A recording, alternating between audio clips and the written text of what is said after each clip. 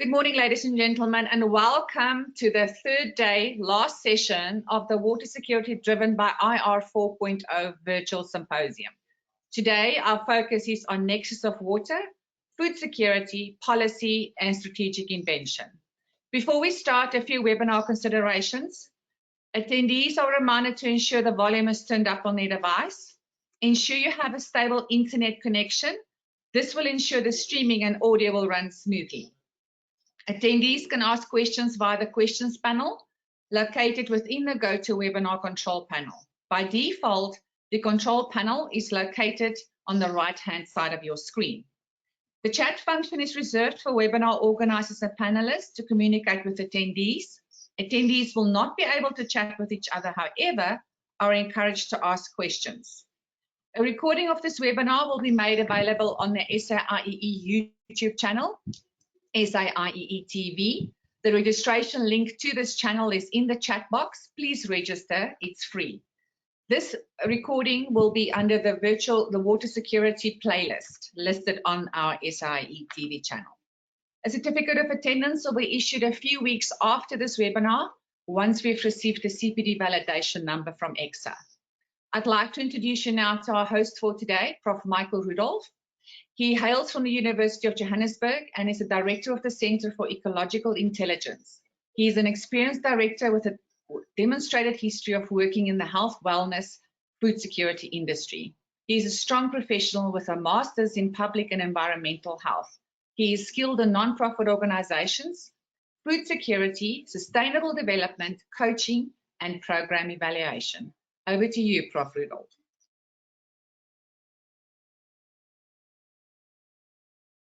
A very good morning to everybody, and welcome to the third session of this wonderful symposium. We've got a hard act to follow, following on the two excellent days, the first 2 days, but I'm confident that our speakers will meet this challenge and also do justice to this excellent symposium.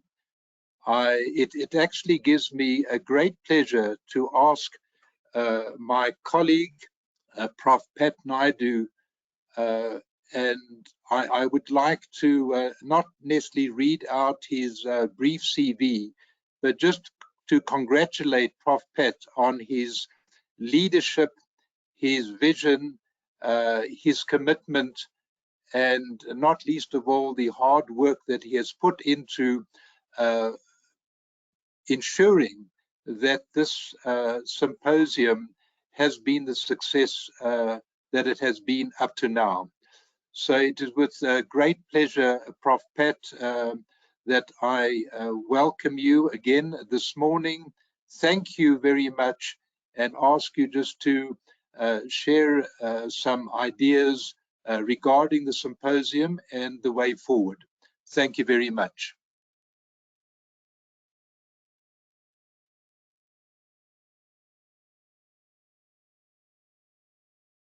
Sorry, Prof. Naidu, you muted.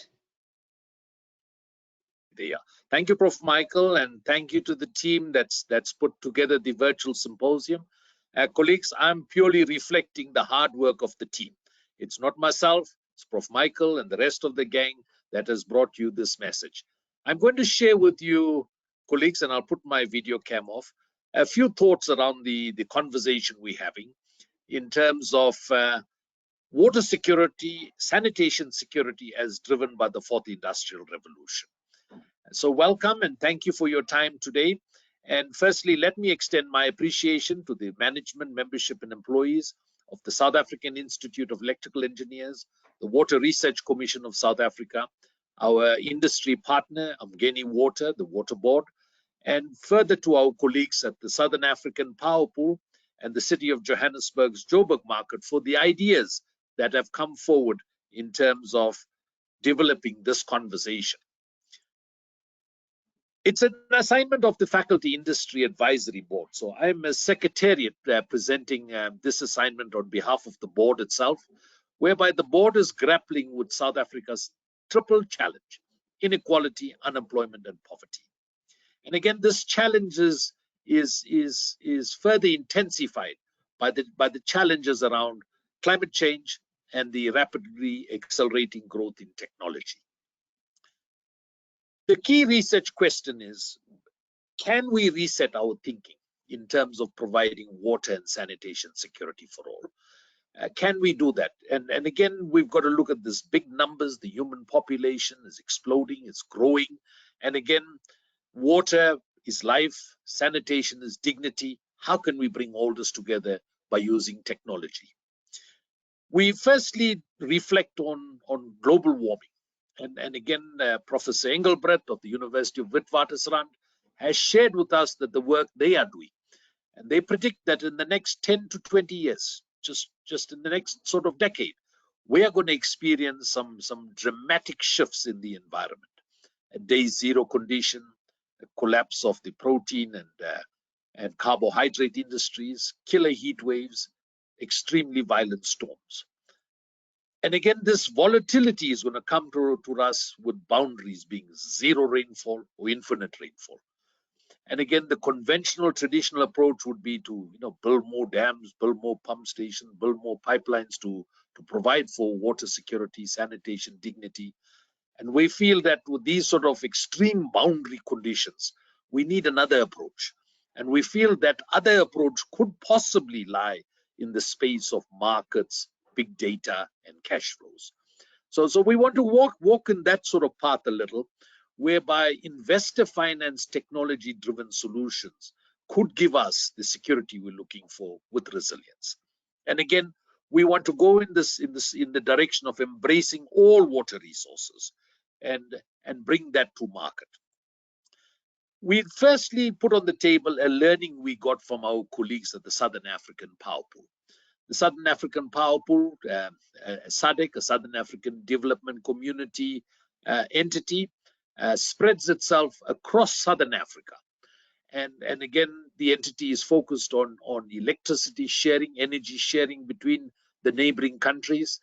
And again, in this case, the Southern African Power Pool does not own the electrical energy, takes no ownership in the power stations, the transmission or the infrastructure, neither for its capital, operating, or whatever it is. But daily, it does the trade between countries, and its trade results in a commission that it receives, currently exceeding $1 million annually. We feel that this offers us a model that we can consider and adopt for the water and sanitation space. Possibly to start pooling all the water resources, bringing that together to market, and possibly using IR 4.0 to assist us to go the next step in terms of market operations. A second learning that we picked up from our colleagues at the City of Johannesburg in terms of the fresh produce market and its workings.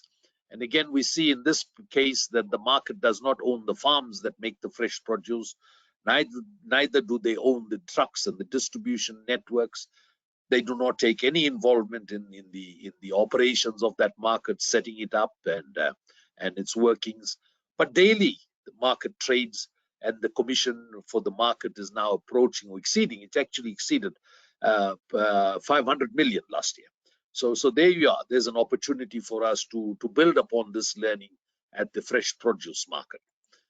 And we felt that in terms of water trading, can we pull all this together? Can we pull all this together onto a platform? And that platform can then discover price and give value to both buyers and to sellers, and hopefully give us the resilience that we seek in terms of security of supply and dignity in sanitation. So under the research group theme, and we've got very strong leadership that came through from our colleagues, my apologies. And again, we promoted the virtual conversation to be that of strategic conversations, to be followed by a conventional conference exposition later in 2024. And we put on the table 3 ideas. Can we develop the Southern African water pool market? Can we develop the municipal freshwater market? Can we develop further the nexus of food, water, and energy security going forward? And under the leadership of Professor Michael for today, George Sabani for yesterday, and Francis Masawi on day 1, we sort of gathering the strategic conversation going forward. And I'm very, very proud of the work done by the team. This is their work, and they've reflected in terms of the ideas, and they've growing the concept to the point whereby there's potential for us to go to the next step and start with some of the sort of pre-feasibility thinking in terms of the developments that we envisage. So I feel that the team has done very, very well. And here are my sort of concluding thoughts. And I view that water, it's the thread that connects man to the environment. And then that's why this subject come very much to the forefront in terms of its opportunity to be developed further. And again, with the intellectual capital that we've got, I'm confident that we'll strengthen that thread that connects man to the environment. And I'm confident that the team itself will bring forward innovation that we can all share and enjoy. Thank you, colleagues, and best wishes for the proceedings of the day. And over to Prof. Michael. Thank you, Prof. Michael. Thanks. Thank you, Prof. Pat. Again, in a very concise and clear way of giving us a way forward. So, ladies and gentlemen, it is my pleasure to welcome and introduce Mr. Gorish Chakravorty. I attended a function earlier this year during which Mr. Chakravorty presented his work in his company. And I immediately felt that this was someone with whom I wanted to connect with, and of course with his company. And I have every confidence that Gorish and his team can add huge value to the many water challenges which have been raised in the past couple of days in South Africa, Southern Africa, Africa, and globally, based on their vast experience and expertise. Mr. Gorish is currently meeting with senior officials in Botswana, and we thank you very much for taking time from these high-level meetings that you've had, Gorish, and we thank you for making yourself available, and we look forward to your presentation. Please go ahead. Thank you.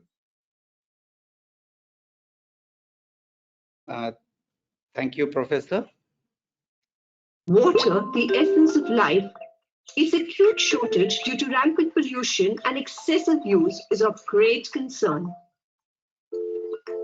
At Ion Exchange, it's been our privilege to manage this scarce resource. We have achieved significant landmarks in water management for over 50 years. We provide total water and wastewater treatment, recycle, zero liquid discharge, and waste-to-energy solutions. Globally, we are one of the few to offer single-window solutions for industries, institutions, municipalities, homes, and communities, ensuring a happier and healthier environment. We undertake projects for public water supply, municipal sewage treatment, and solid waste management. Ion Exchange provides solutions that ensure source reduction, product recovery, waste minimization, and water reuse.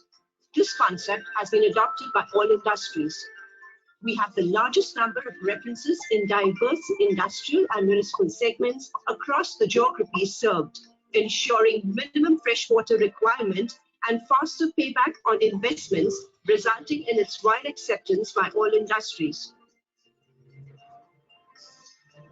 Our zero-B range of cost-effective and user-friendly home water solutions ensure 2.5 times more water recovery than conventional RO purifiers.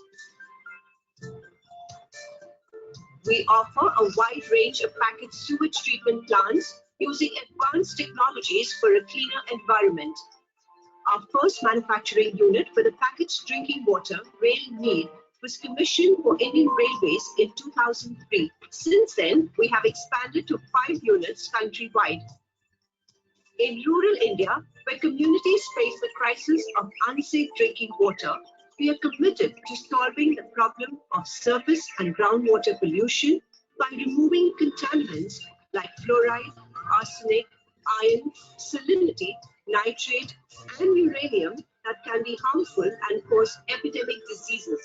We also provide mobile units in the event of a natural calamity where the water supply can get highly contaminated. These specially designed disaster management units cater to emergency requirements of drinking water that are independent of external factors like electricity. These units can travel to difficult locations and can be operated in hard-to-reach areas. Specially designed systems are also available for the Army and Navy to meet their needs of potable water during transit or camp movement. Due to rapid industrialization, freshwater sources are becoming increasingly scarce, creating the demand for alternate sources of water. We tackle this issue by treating rainwater, industrial effluent, sewage, seawater, and rainwater harvesting using the 5-tap strategy, thereby extracting purified water, resulting in the largest number of desalination, industrial effluent treatment, and recycle systems. With the constant rise in urbanization, the waste we produce has also increased. Our waste-to-energy solutions convert wastewater and organic solid waste into purified water, green energy, and rich organic fertilizers, thus working towards a circular economy. Our manufacturing facilities across the globe adhere to stringent quality and safety standards, creating solutions that reflect our competence and vision. Facilities that offer pre-designed, pre-engineered water, wastewater, process plants, and water quality monitoring instruments. Investing in R&D has led to sustained innovation and creativity, allowing us to confront challenges and create solutions for tomorrow. Our extensive in-house service network handles installations, operations, and maintenance, ensuring high-performance continuity, exemplified further with our in-house 24-hour helpline. Embracing the dynamics of the digital age, we have integrated digital remote technology across all relevant areas, such as manufacturing, technical support, and marketing, ensuring optimal efficiency and greater customer satisfaction. Ion Exchange has become one of the largest providers of water and wastewater treatment in Asia and have further grown our solutions into a worldwide network, offering products and services spanning over 3 continents, breaking through cultural and traditional barriers. We set up the Ion Foundation to extend our social responsibility, through which we provide solutions in fields of education, health, and hygiene. Our achievements come with the relentless efforts of our employees who have challenged technical boundaries to bring alive ideas of the future. We've dedicated ourselves towards improving quality of life, conserving the environment, and most importantly, refreshing the planet.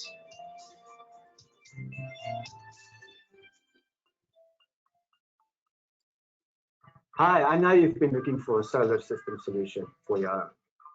You want to be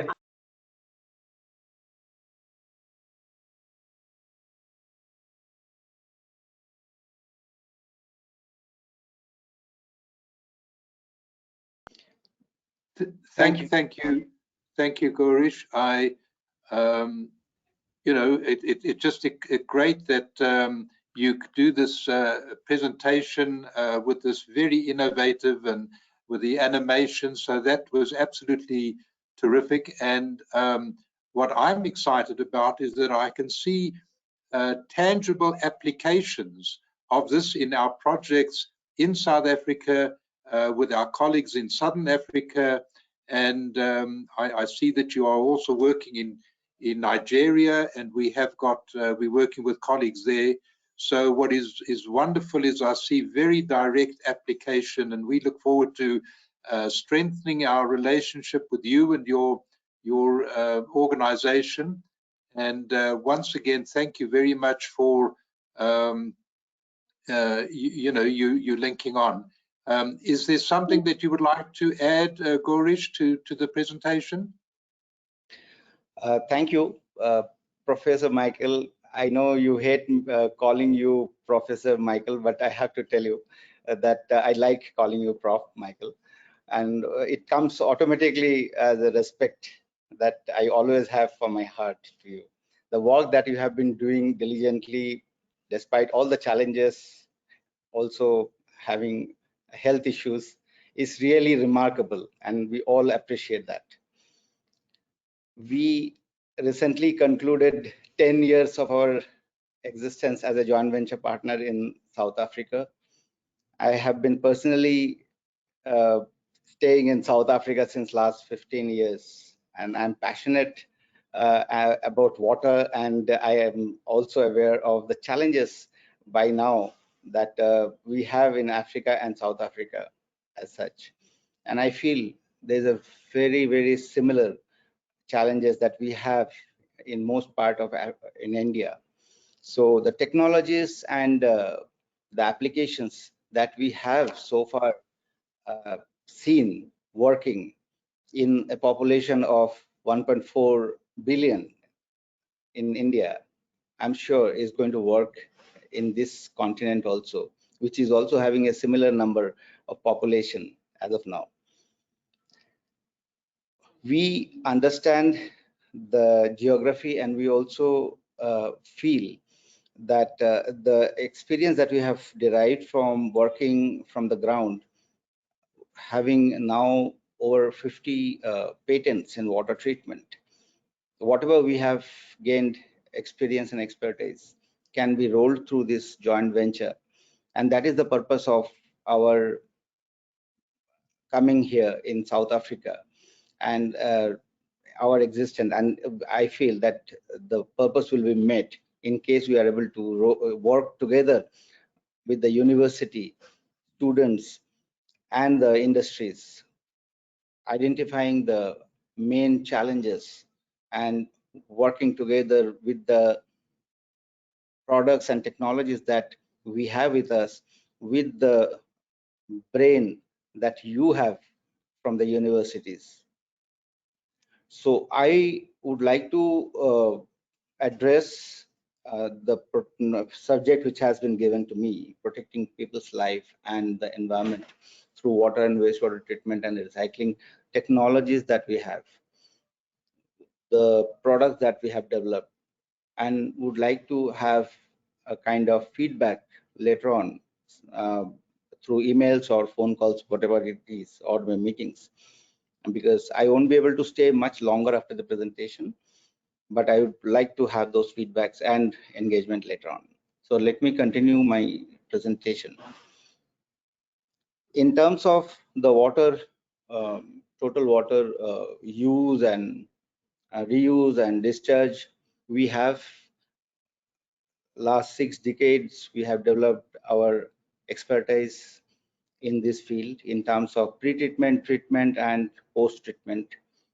Water used for house, home applications or community or industry. We have those designs for the engineering side or the chemicals and consumables. You talk about process water treatment, there are ion exchange based technologies, there are membrane based technologies which are there.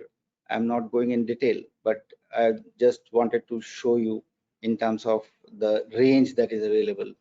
In terms of management of process water, there are applications of cooling and boiler waters related to scaling, corrosion, and fouling, and various challenges which are associated with these three coming together. There are ways and means to minimize the water wastage by reusing this water, by increasing the cycle of concentration or recycling the water in the cooling water, reusing the waste generated from the municipality for use in the cooling towers or boilers, which has become mandatory in many countries. That's how you can reduce the use of water. And also you monitor the wastage, which is actually taking a huge toll in many countries, including South Africa, and minimizing that waste of water. In terms of application of membranes, there are various applications in the process of pharma, biotech, textile, breweries, and of course in sugar and paper mining, as well as oil refineries. In terms of industrial water and wastewater treatment, there are various applications of membranes and ion exchange based technologies. In terms of drinking water treatment also, there is a huge application of technologies that we have evolved over the last 6 decades, which can take care of the contaminants like the heavy metals, fluoride, arsenic, nitrate, manganese from the water, and can be used without affecting the quality. In terms of sewage treatment and recycling, as I mentioned, we have the technologies to treat and recycle back these waters so that the waste is minimized. Now, if we talk about the water consumptions, we can see only for drinking we require minimum water, which is close to say 3 to 5 liters of water in a day. But per capita water consumption, if we consider, it is in the range of 150 to 300 liters per person. And in fact, if you see the consumption in Africa or South Africa specifically, it's quite high. It's close to 300 liters. But how do you minimize that?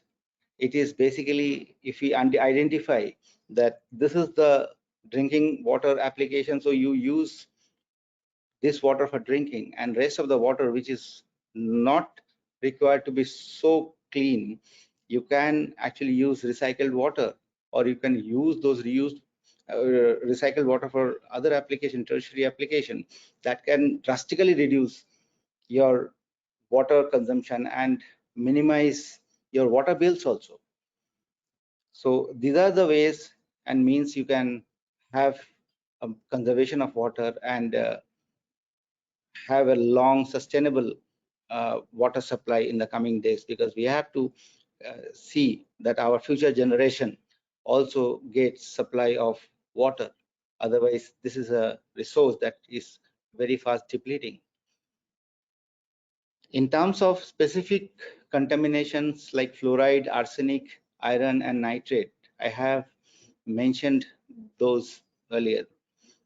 We can have treatment right from your borehole to other supplies, and the technologies which are there are so much friendly that it can be used with the hand pump attachment, where in the villages you might not have the supply of electricity, to the sophisticated RO plants where you can have these as a pre-treatment to the RO membranes to protect the life of the membrane. You can have fluoride removal, you can have nitrate removal, you can have heavy metals like arsenic removal and mercury removals, and also the iron removal through these medias, which some of them are our own patented product, and some of these products are available in the market as ion exchange resins. The product which also we had patented and innovated is a unit which is a plug and play. It can be actually taken to any surface water, and you can take this water where this unit is comprising of filtration, it has the purification, everything in one container. So it is a filtration unit, clarification, and oxidation, and all those things together. It's a single unit which has a capacity of 10,000 liters per hour or 25,000 liters per hour. It can be mounted in truck, taken to a place. Again, it is also called a disaster management unit when it is connected with a diesel generator, a diesel power generator to drive the whole thing, and it can produce drinking water quality from any surface water. This is the unit which is a little sophisticated, where you have the RO membranes connected, and also it can produce drinking water to the standard of a bottled water unit. In terms of wastewater treatment and recycling, as we know, and it has been over and over mentioned, the term wastewater should not be called as a wastewater. It is actually the resource.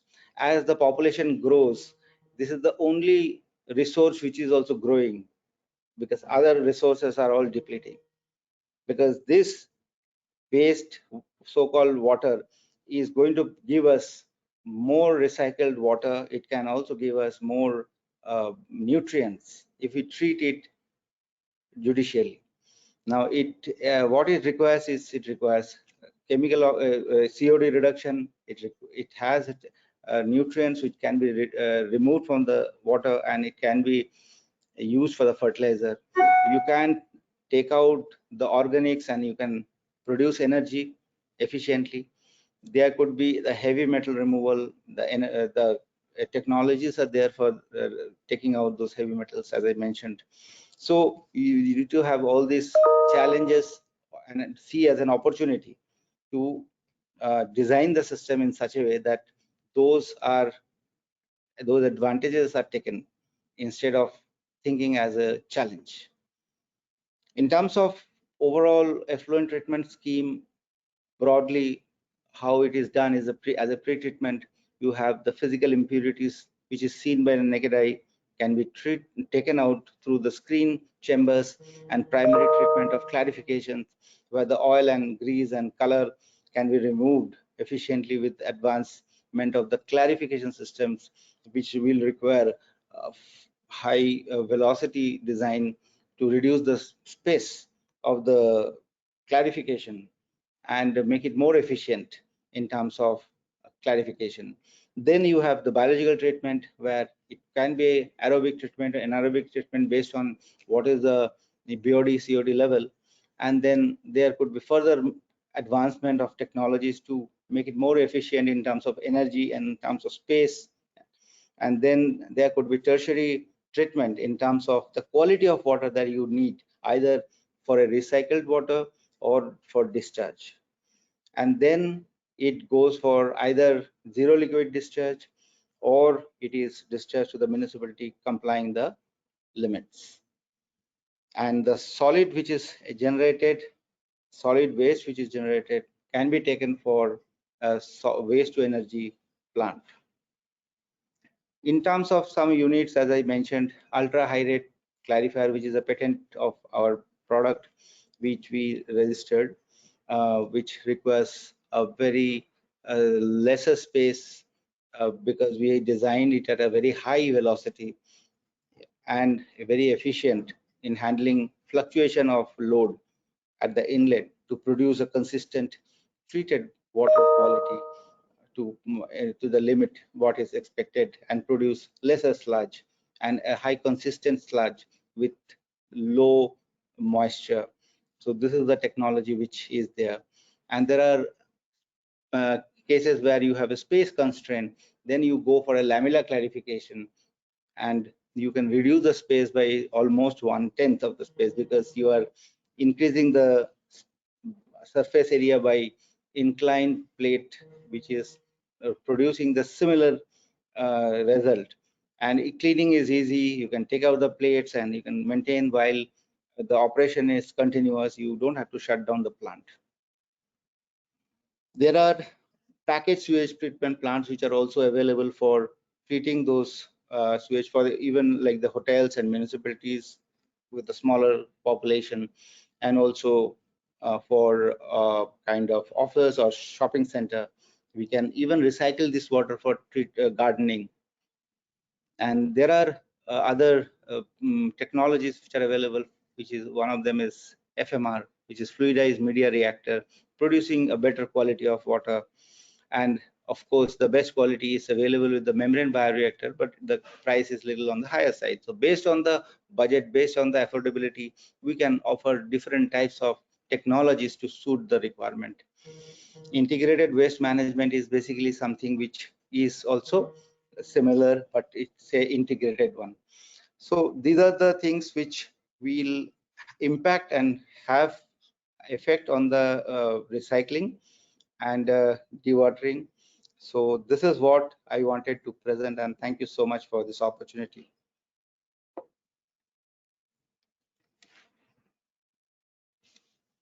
I'll be happy to answer questions and later on. Well, thank you so much. Thank you so much, Gorit, for your range of interventions and applications. And just have a safe journey back, and we look forward to meeting you soon. Thank you, Professor. I've had the great privilege and pleasure of working with Prof. Nnamdi Mbulu and his team for the past couple of years. And it was only a few months ago that I had the honor of being at Prof. Mbulu's inauguration as a full professor at UJ. And his topic at the inauguration was focused on water, energy, and fuel, water, energy, and food. And hence, he was definitely one of my immediate choices to be included in today's session. Prof. Mbulu has received several prestigious awards, including a recent substantial grant for extending his work with global and African partners. And Prof. Mbulu, it is truly such a pleasure to welcome you, and we look forward to a great presentation. All the best. Thank you very much, Prof. Michael. And thank you to the organizers for yourself, Professor Patnaidi, and every other one for inviting me. It's a huge privilege, and I'm grateful. This morning, I'll be presenting on the food, energy, water nexus, interconnections, interrelationships, and trade-offs using Industrial Revolution 4.0. And then I would start out with a very high-level overview of the challenges in the food, energy, and water space. And then we'll unpack what exactly is the food, energy, and water nexus. And then pivot to a brief overview or high-level overview of 4IR, that's the Fourth Industrial Revolution. And then we would now talk about the design perspectives when we integrate 4IR within the ambit of the food, energy, and water nexus. And I will detail very briefly some case studies and the results that I and colleagues at the University of Johannesburg and other partners have been able to obtain in this research domain. So we are all aware of the very many challenges in the agri-food space, right? I use agri-food to represent the food, energy, and the food space specifically within the food, energy, and water space. And we know now that essentially, I wouldn't bore you by going through all of these details, but in the African context, right, about 37% of food is lost between production and consumption. And there's a significant quantum of food waste that occurs in the developed world, right? What that means essentially is that food security is not the reality for most people, especially in the African continent, because of all the very many challenges that we have detailed here.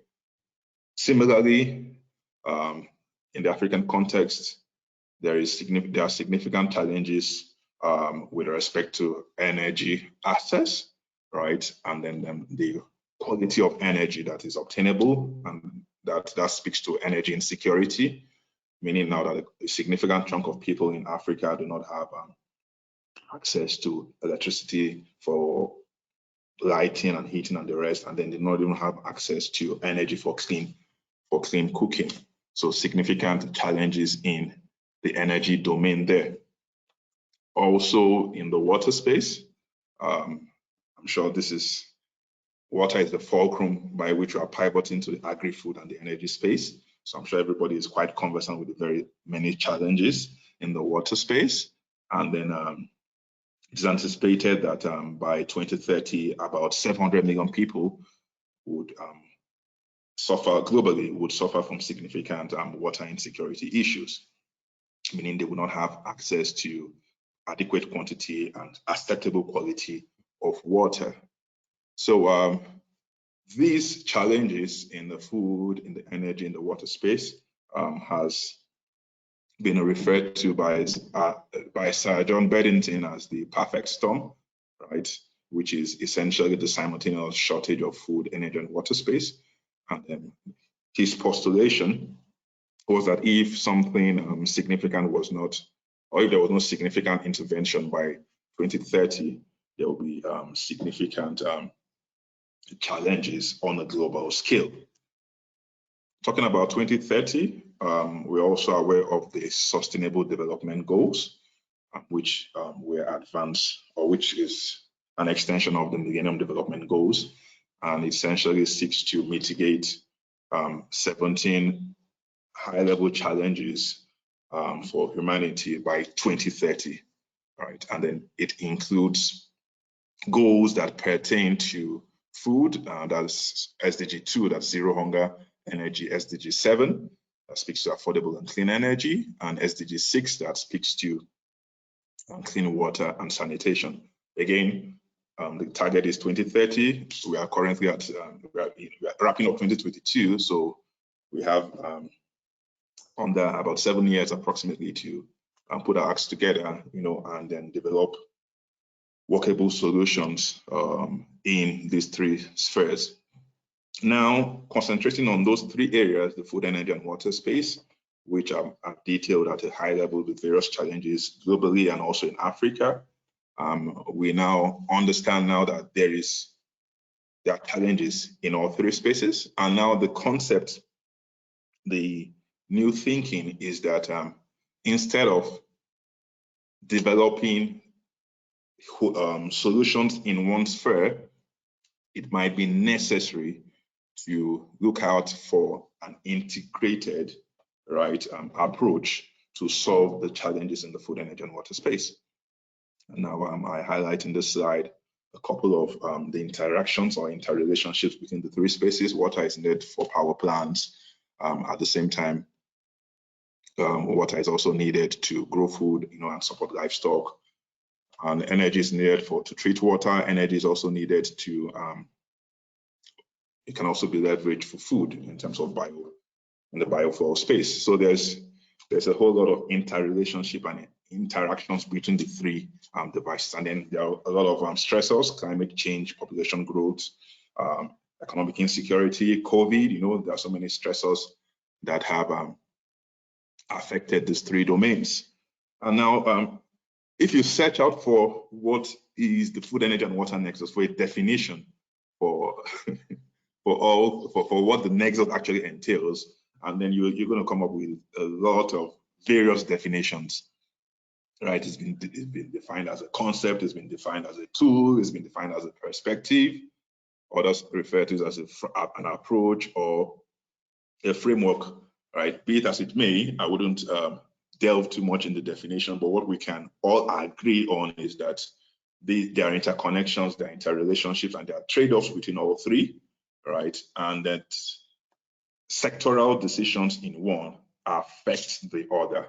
Therefore, there needs to be an integrated approach, right, to better understand and systematically analyze the interactions between all three sectors. Let's delve a little bit very quickly into into the fourth industrial revolution.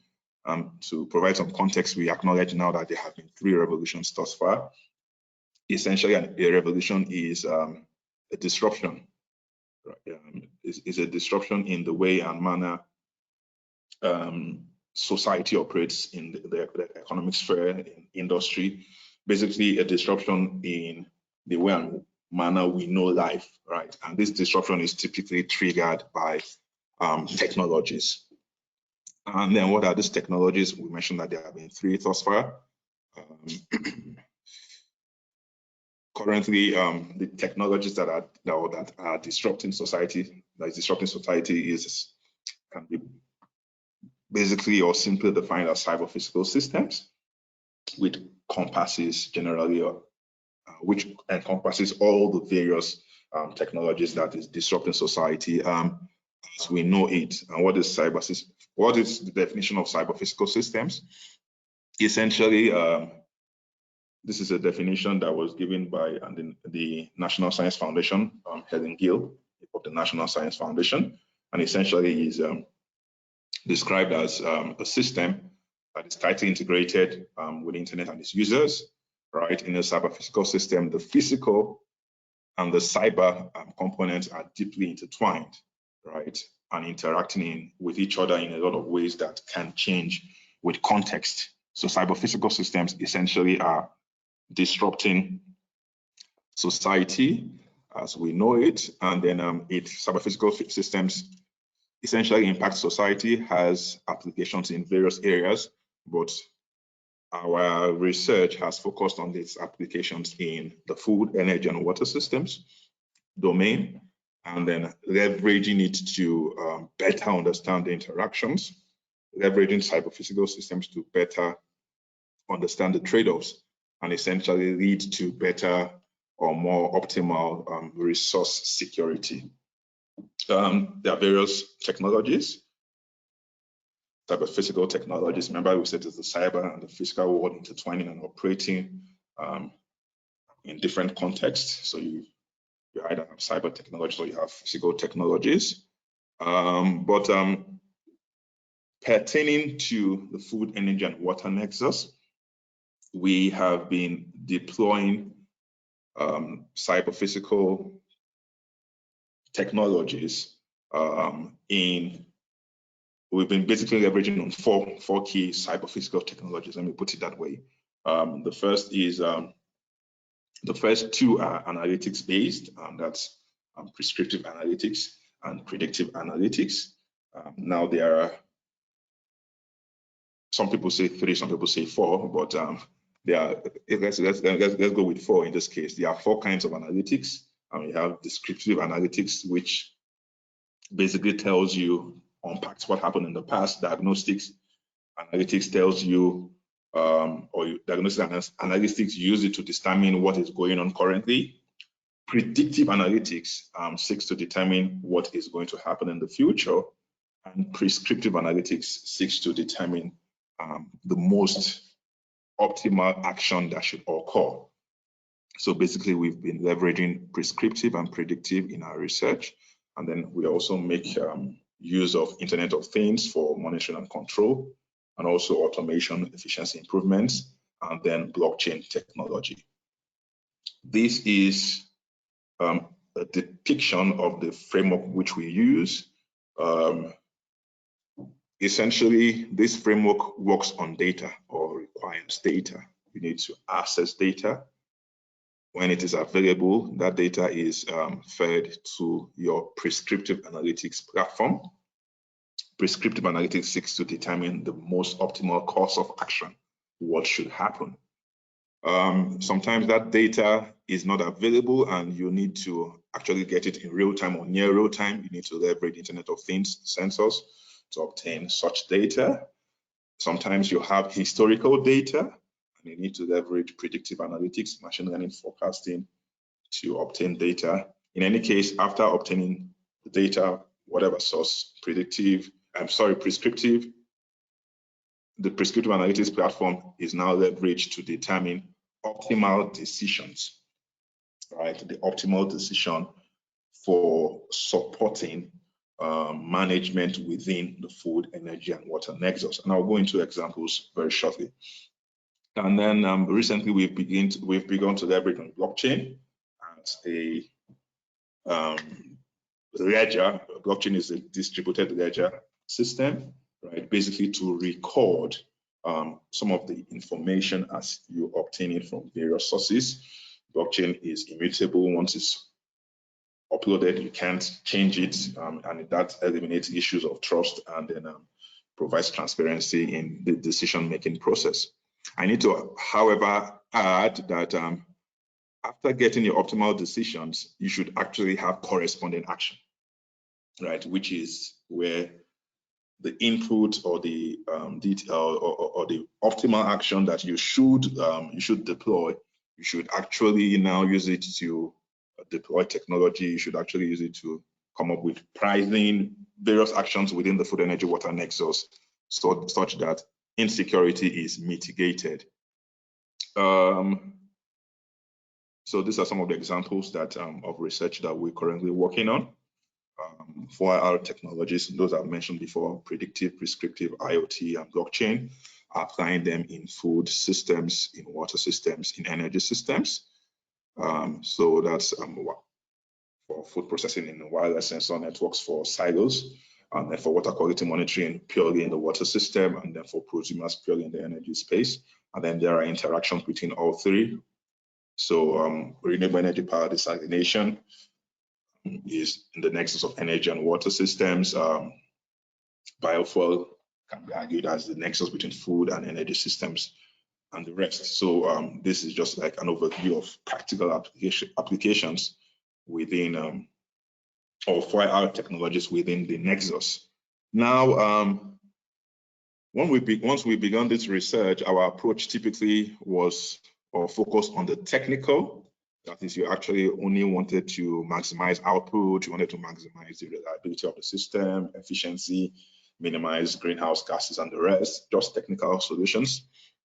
But we now discovered now that there has to be the understanding or the incorporation, if you like, of economic and social perspectives. And I think my colleague, Dr. Evans, is going to speak about how you also incorporate some of those other aspects in a bit more detail.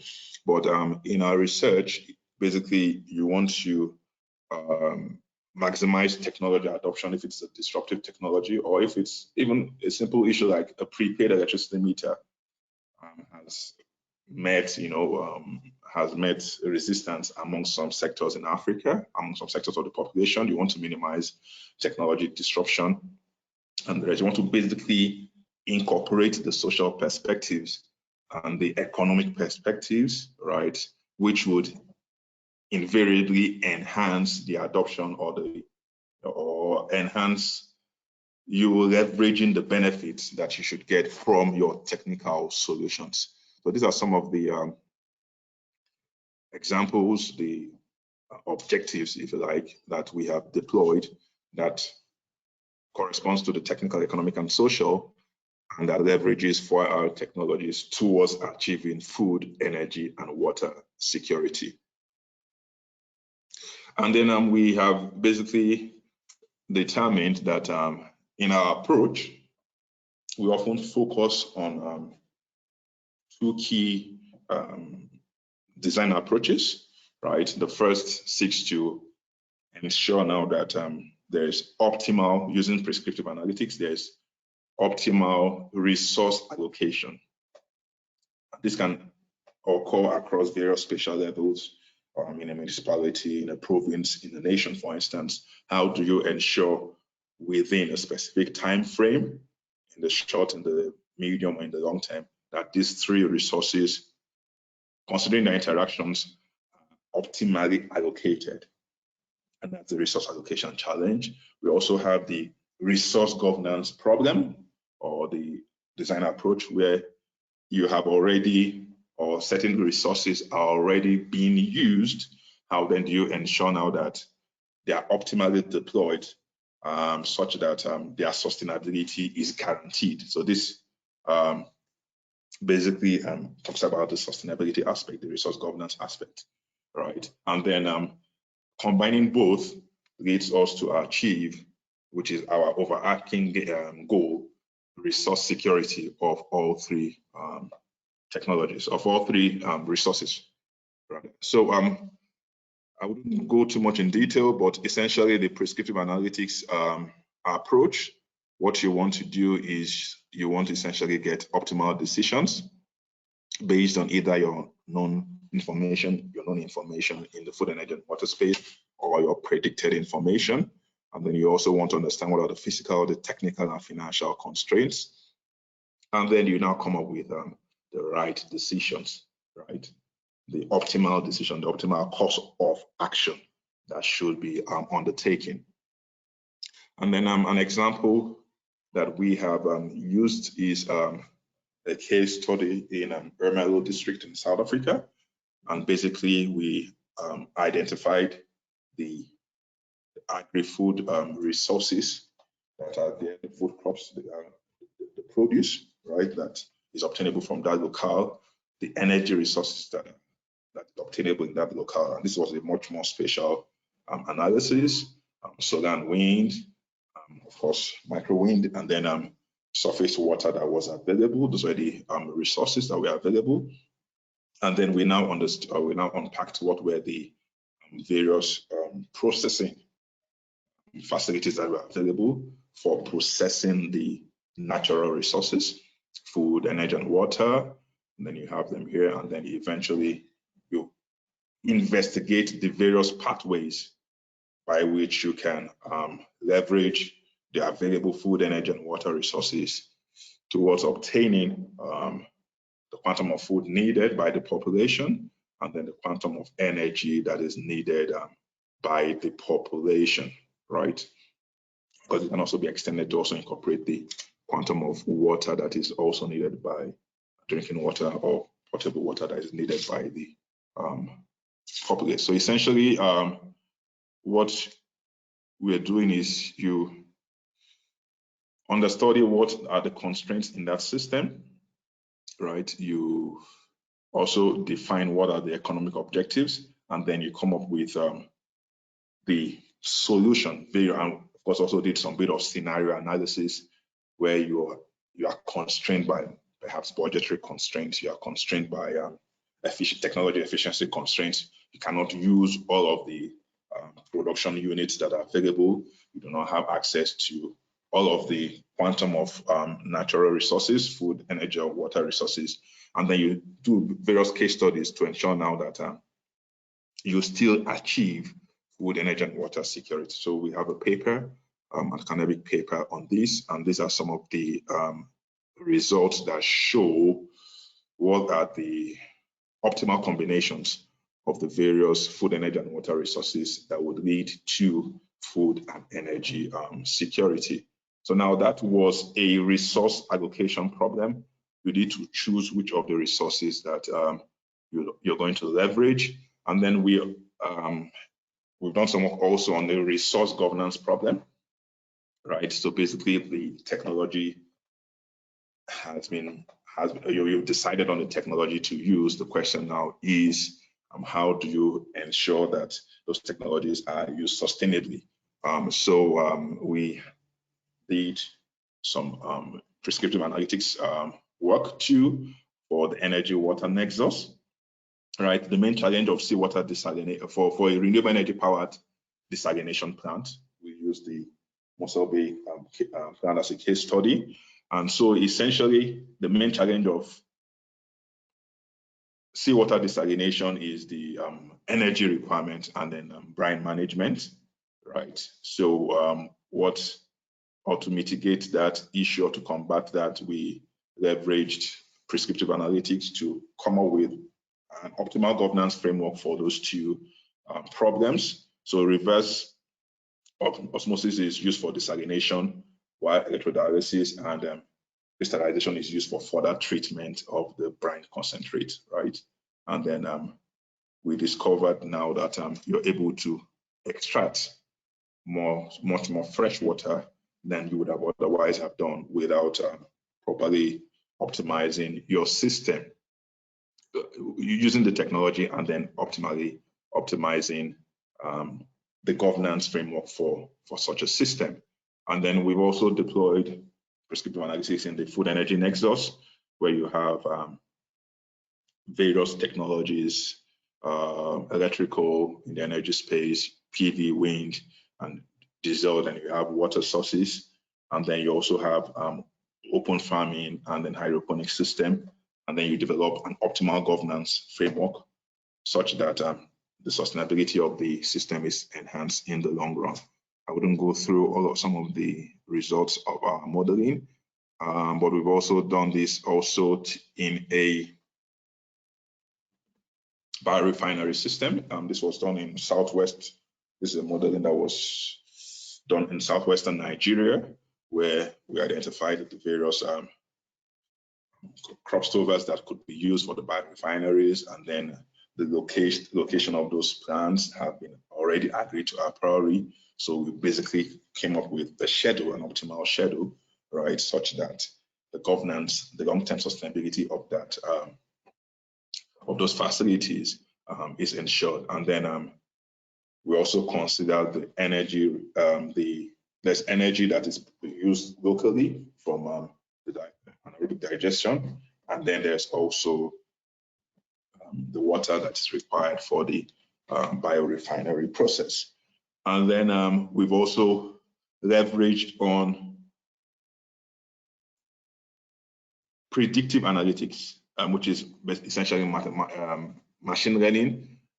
And here, this was done in an agri food processing plant somewhere in Johannesburg. And then what essentially we did is that we took 52 metrics that are collected to assess the performance, right, of the agri processing plant, right, and then such that covering storage, processing, packaging, you know, of food. Sorry to interrupt. Could you just start finishing off, please? Thanks. All right, thank you very much, Prof. Yeah, not a problem. And so this also covers the water required for processing and the energy that is required for processing. Another technology uses IoT, and then again, an IoT system for IoT-enabled hydroponic system. And again, this was patented. This is a technology that we were able to patent, such that you microcontrol the pH, and then you also ensure now that the energy requirements are used at a minimum, and then you obtain the maximum produce within a small land area. And then finally, the technology that has been used is blockchain in livestock processing, right, across the value chain for livestock. How do you also ensure now that the energy requirements at the processing stage are minimized, and then the water that is used is also the quality is not contaminated, and then all of those records can be uploaded on the blockchain to ensure now that the provenance of the system or the provenance of the final product that gets to the consumer is not compromised. Right. So in conclusion, we've been able, I just showed a snippet and then of a couple of the integration of 4IR technologies within the food energy water nexus, the resource allocation, the resource governance approaches, essentially towards obtaining resource security. And then it's important to leverage not just technical solutions, but other economic and other social perspectives to ensure now that resource security is achieved. And the final thing I would like to say is that it's not just enough to obtain optimal decisions. There has to be collaboration such that those decisions that are obtained have to be implemented, right? And that's that can summarize some of the findings of our research. And then we have a journal that basically publishes other materials in this space by other researchers. And that's about it from me. Thank you very much for your time. Thank you so much, Prof. Nnamdi. I feel very uncomfortable of cutting short an absolute fascinating, stimulating presentation. I'm sure that young people looking at this would be most interested in following up at UJ and learning about this and understanding these technologies. Thank you so much.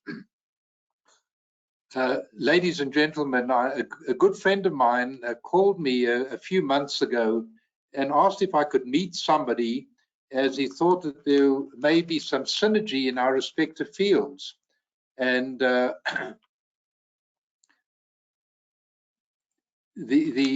problem was that the person was leaving back for Europe the next day and only had limited time. And I had a very important meeting the next day. However, I postponed my meeting and met with Hugh, which was one of my better decisions. Hugh did a brief presentation on his novel and integrated system, and I was so immensely impressed with his concept, which included innovative generation of energy, crop adaptation and diversification, improved irrigation and precision agriculture, all in the context of job creation and food security. I'm pleased that since that meeting, Hugh and his colleagues, Francois, we've been in negotiations and discussions, and we are so looking forward to your presentation, Mr. Hu Don Tat. Welcome to the symposium, and please go ahead. Thank you.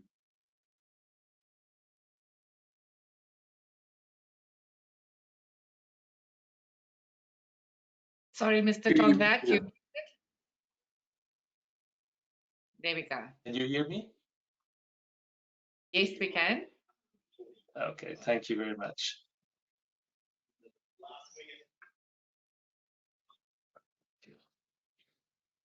Perfect.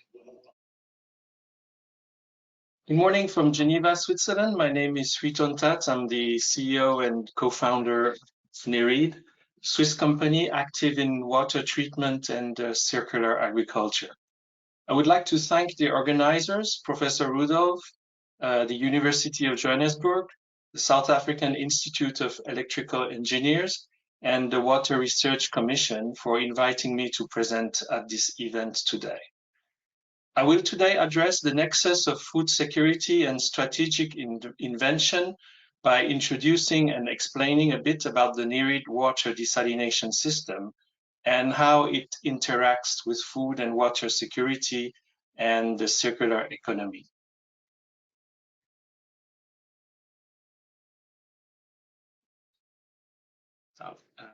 Sorry, here. Changes in global climate patterns exacerbate climate hazards and amplify the risk of extreme weather events. Droughts and floods will pose serious challenges to safety, health, and food production in many regions across the globe. The way we grow crops today is not adapted to the increasing climate-related hazards.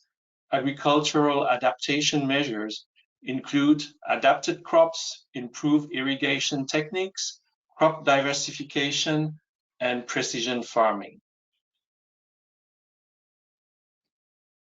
The NERID Climate Smart Agriculture concept provides a suitably integrated approach to water, food, and energy. It relieves stress on land and water use. It provides food security and provides also employment to local communities. Amongst our objective is to generate a standalone, self-sufficient and climate-resistant food production process, to reduce water usage, land footprint and CO2 emission per ton of produced food, minimize impact on the ecosystem, avoiding the release of brine and the use of chemicals in the brine, and finally, the exclusive use of biofertilizer produced on-site.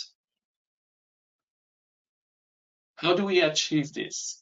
By optimizing marginal land, otherwise unsuitable for crop production, by desalinating seawater, by using solar energy without brine discharge, by recovering sea salt for commercialization and resale, producing azolla as biofertilizer and animal feed, and finally cultivating climate change resilient and income generating crops.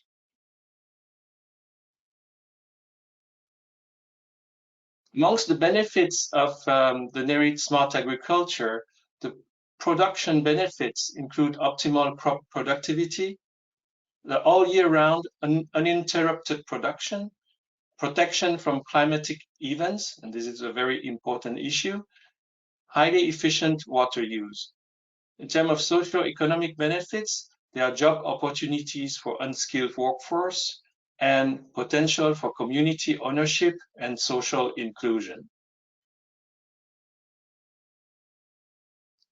So the recipe for autonomous farming comprises four main things, which is first, marginal land, the on-site production of biofertilizers, the solar energy, and an unlimited desalinated water source. So the NERID circular farming approach is designed to be totally self-sustainable in terms of water, energy, land, and fertilizer resources. We use seawater and solar energy. We produce fertilizer and protein, and we recycle all our organic waste and value the minerals which are extracted.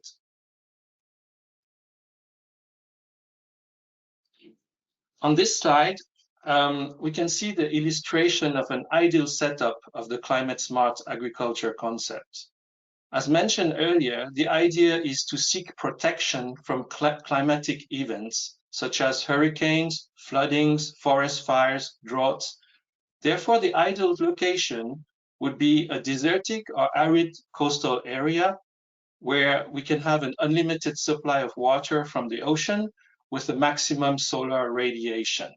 And I think that the northern west coast of South Africa would be an ideal location for this.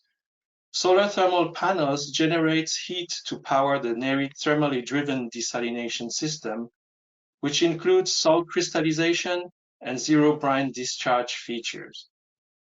Electricity to operate pumps and equipment is provided by an array of photovoltaic panels or wind turbines.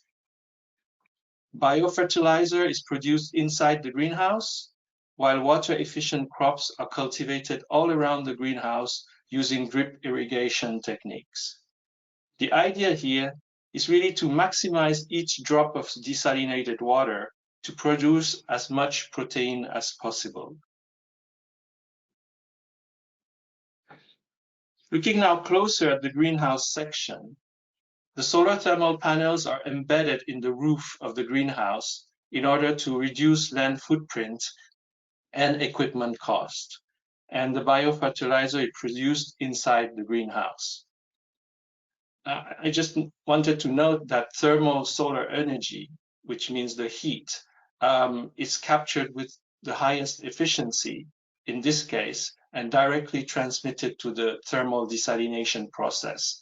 So 90% of the power drive of the desalination is heat, but not electricity. I think it's important to note that. So the efficiency of conversion from the solar heat radiation to heat is very high.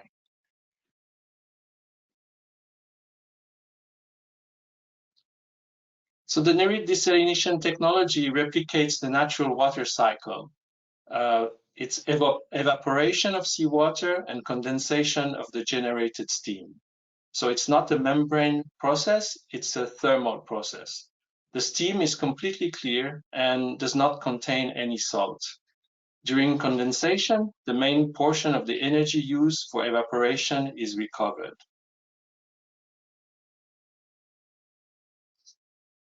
Looking at our desalination concept, the crystal gen, every volume of seawater we retrieve from the ocean provides 97% of fresh potable water and 3% of salt crystals.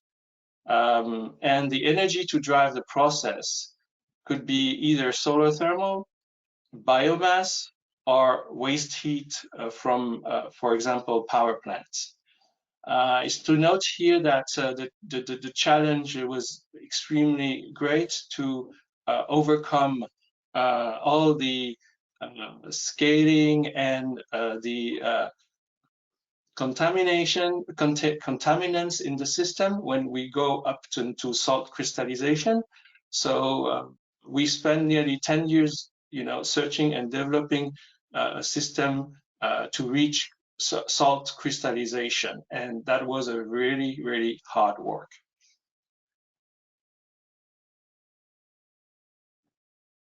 So mineral contained in seawater represent an important commercial value. The commercialization of crystallized mineral could reduce the cost of producing fresh water and amortize the equipment costs.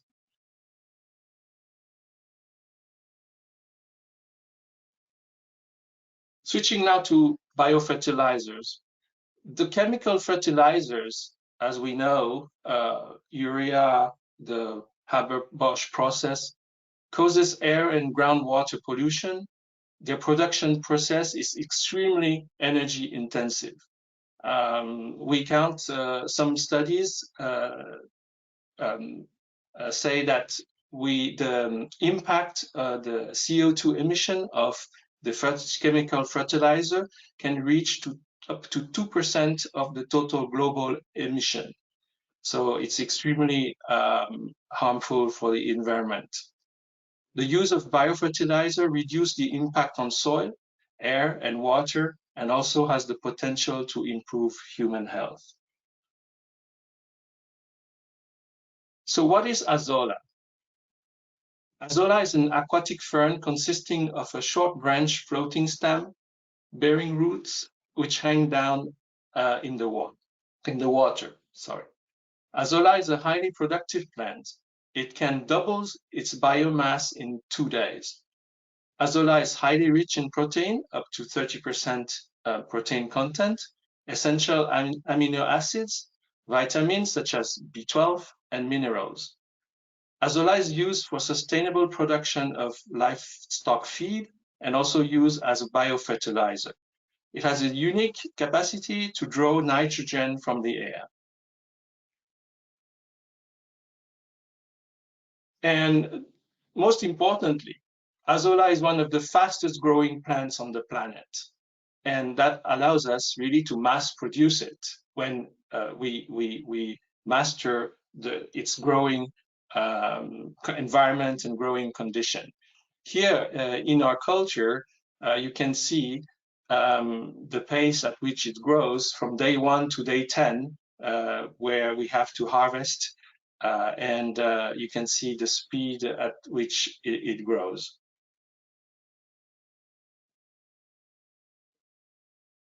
So the utilization of Azolla as fertilizer is already possible.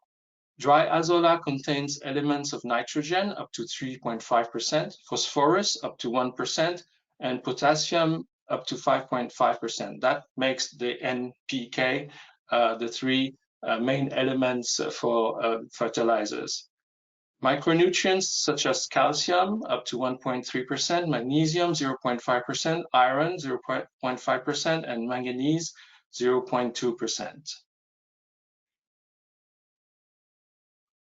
So the NERID climate smart agriculture can provide a full autonomy and food security to farming activities such as water efficient land crops.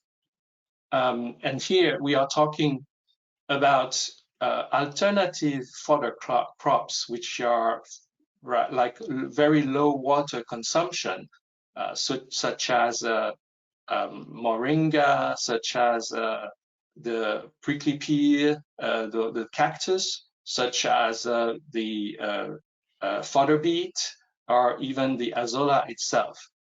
Those plants have been used in many other places in the world, in arid area where water is very limited, and has been successfully used as forage for animal as fodder. Secondly, the hydroponic horticulture. The Azolla can provide the liquid fertilizer for the hydroponic horticulture. This is also a kind of pretty very popular and income generating activity. The fodder production for animal farming, as I said, Azolla, for example, can be fed directly to the animals in the portion of approx 10 to 50% of the feed, but we can also produce fodder out of water efficient fodder crops, as mentioned earlier. And lastly, the fish feed production for aquaculture.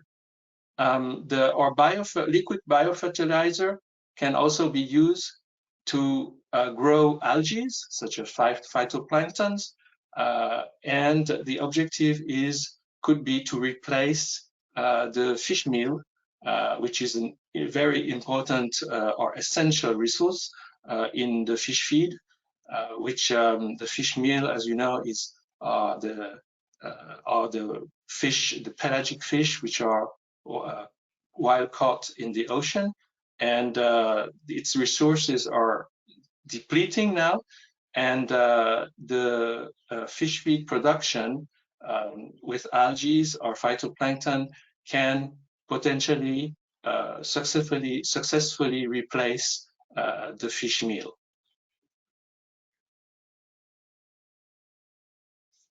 With that, now I've reached the end of my presentation, and I thank you very much for your attention, and I look forward to the discussion.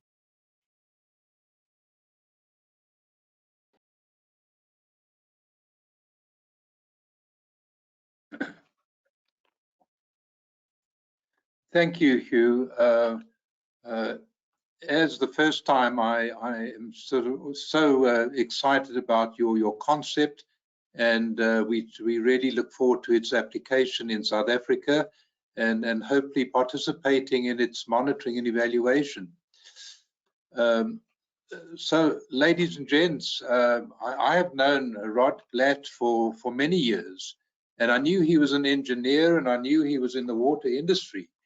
But it's only more recently that I really understood and got to know his system of metrics and collecting the data and analyzing the data, which is so important to inform decisions and apply it in real senses. So Rod Blatt and N&Z Instrumentation and Control their systems are being applied in many different clients in South Africa, high-profile clients in terms of government, water boards and municipalities.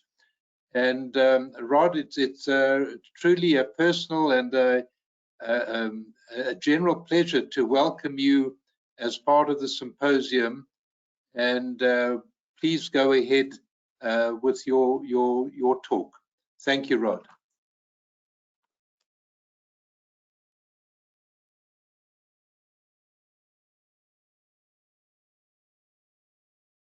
Thank you very much, Mike, and thanks for the opportunity of both attending the seminar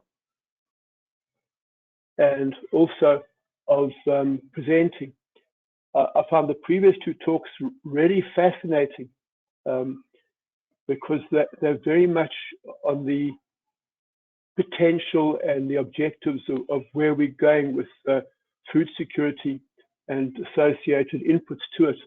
And our kind of work is very much on the implementation and the constraints that we're finding on the implementation and rollout. Let's get straight into it. We're focusing on the level control in reservoirs. Reservoirs being, in this instance, a supply of water for the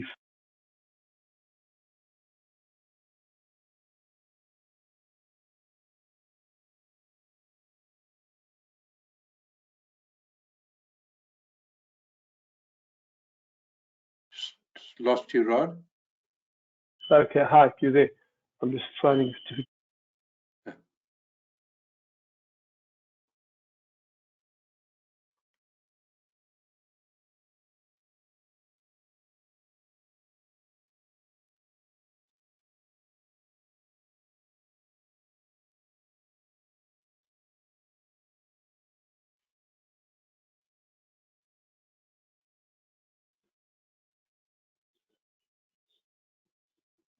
Mr. Glad, you're muted. Okay, thanks. Okay, so reservoirs we're dealing with are generally the urban reservoirs, the rural and agricultural reservoirs, and also in the mining industry, water dams where they store water for their production and their requirements.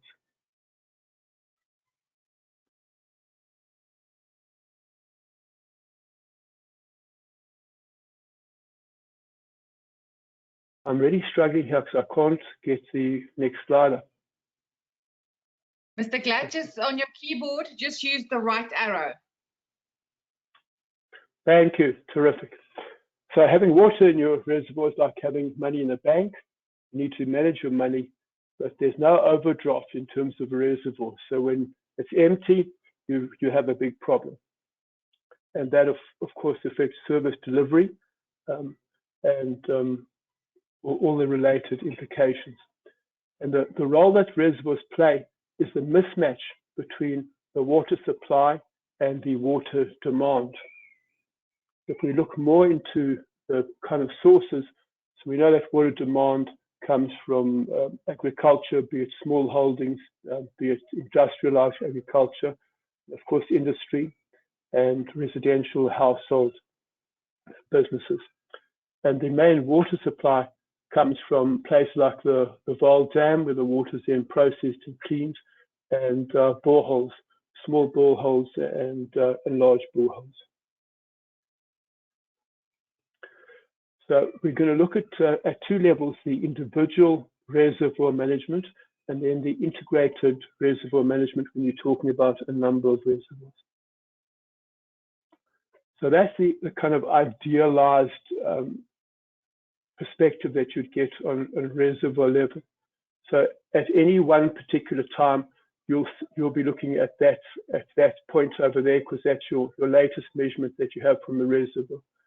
But if you have enough facilities to look at the trend over time, you'll see that a week ago your reservoir was at 6 meters in level, and the trend has been downwards over the week to 4 meters. And if it continues like this, in a week's time you'll have 2 meters, and another week's time you're going to have an empty reservoir. That's a kind of idealized situation. But the real situation is that you have a mismatch between demand and supply. So this is a typical demand pattern, so over a week. So what you'll see is that at the day times you have very high demand, and at night time the demand goes down to midnight and to about 2-3 o'clock in the morning, the very lowest level, and then goes up through the morning and then the daytime peak. So that is a very regular pattern, and you'll see that in virtually all areas where you're supplying bulk water.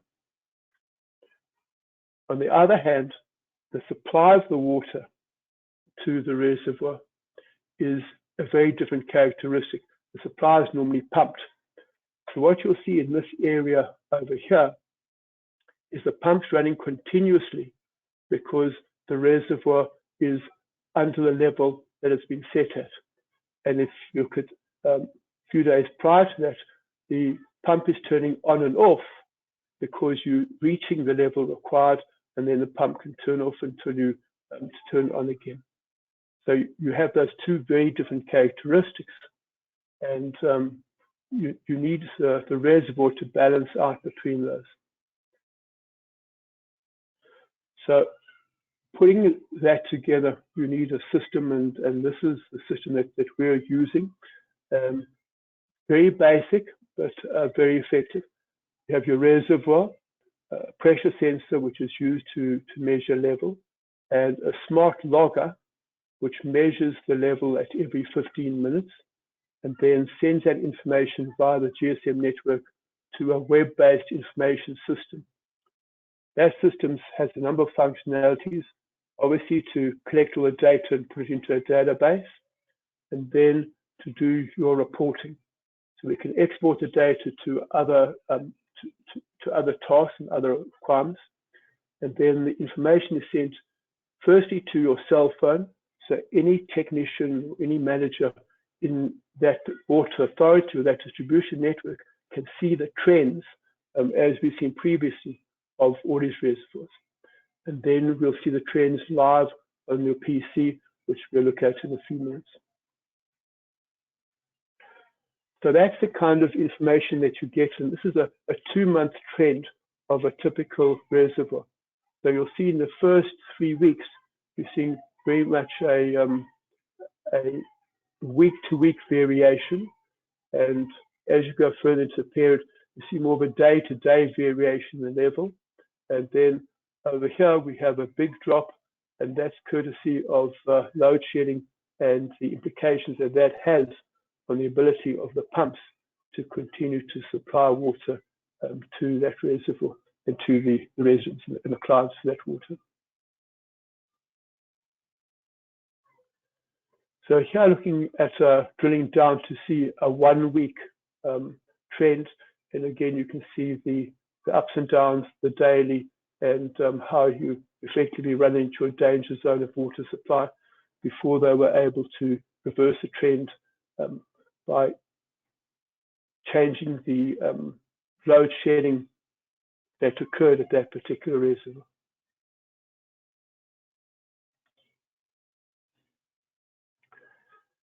To help the manager who's got to set the level requirements for the reservoir and also has the ability to turn the pumps on and off, he doesn't always have the luxury of a long time scale, and he has to work in the moment. He has to work in that particular time. So at any time he sees that's what's happening, and that's the trend that is picking up over the last few hours, the last day. So we've produced a standard envelope. Now this standard envelope is not the optimization that previous talkers have spoken about, but that's the practical reality of what the reservoir can operate at. And it gives you ups and downs between day and night, as we've seen, and also the effect of weekends, where there's a much bigger variation in reservoir level than you get during the week.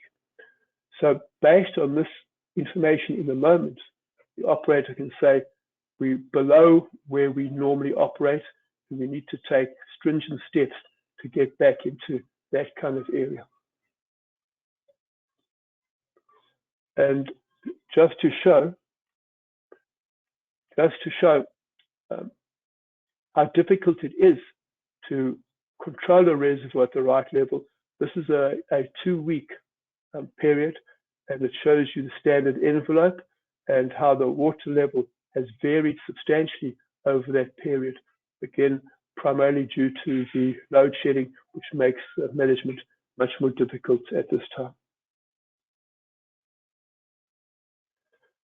So that's looking at an individual reservoir basis. If we then want to look at synergizing resources and looking at multiple reservoirs at the same time. So what we have here is a reservoir level dashboard, and it has multiple reservoirs displayed simultaneously. And also it will refresh automatically every 30 minutes or every hour, however much you send it. It tells you how many minutes it is until the next refresh. So here you can, so here we get to the optimization level and the decision-making level, where you can try and balance between different reservoirs.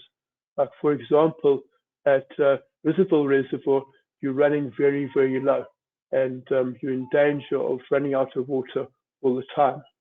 Whereas you take the Northwest Reservoir, you're running at a very reasonable level, even during the load shedding, and you could then, depending on your pipe work and your pumping availability, divert some of the water from this reservoir to that reservoir over there to give you a better water security for the customers in that particular region.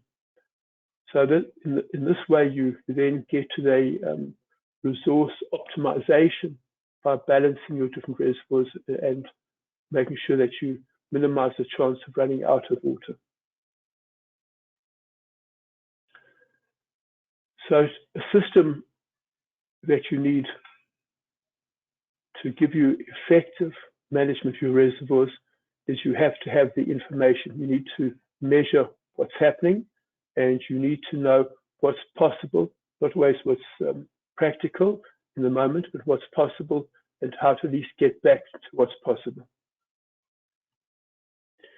You also need a system which is scalable, because it's almost like a cookie cutter type of exercise, because each reservoir is independent in terms of measurement.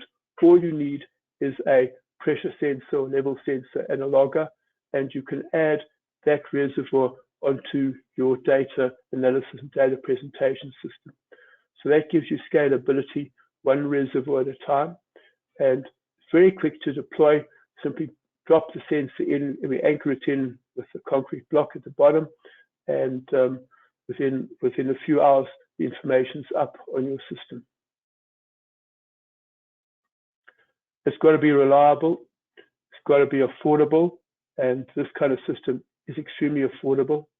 And you need local content and obviously local support in all areas. There are also other benefits from good resource management, reservoir level management, because it becomes easy to identify overflows and leaks. By monitoring the trends, you can pick up that a reservoir is leaking. Normally you have the overflow, and that leaks develop. By totalizing the flow in and the flow out, you can then over time verify if you're losing water and attend to the leaks. And it gives you the integrated management of multiple reservoirs, which is really the key, not to optimize at the individual level, but to optimize at the individual and at the strategic synergistic level. So that's our presentation on reservoir level management and its contribution to water security and food security. And we'd be happy to answer any questions or discuss later.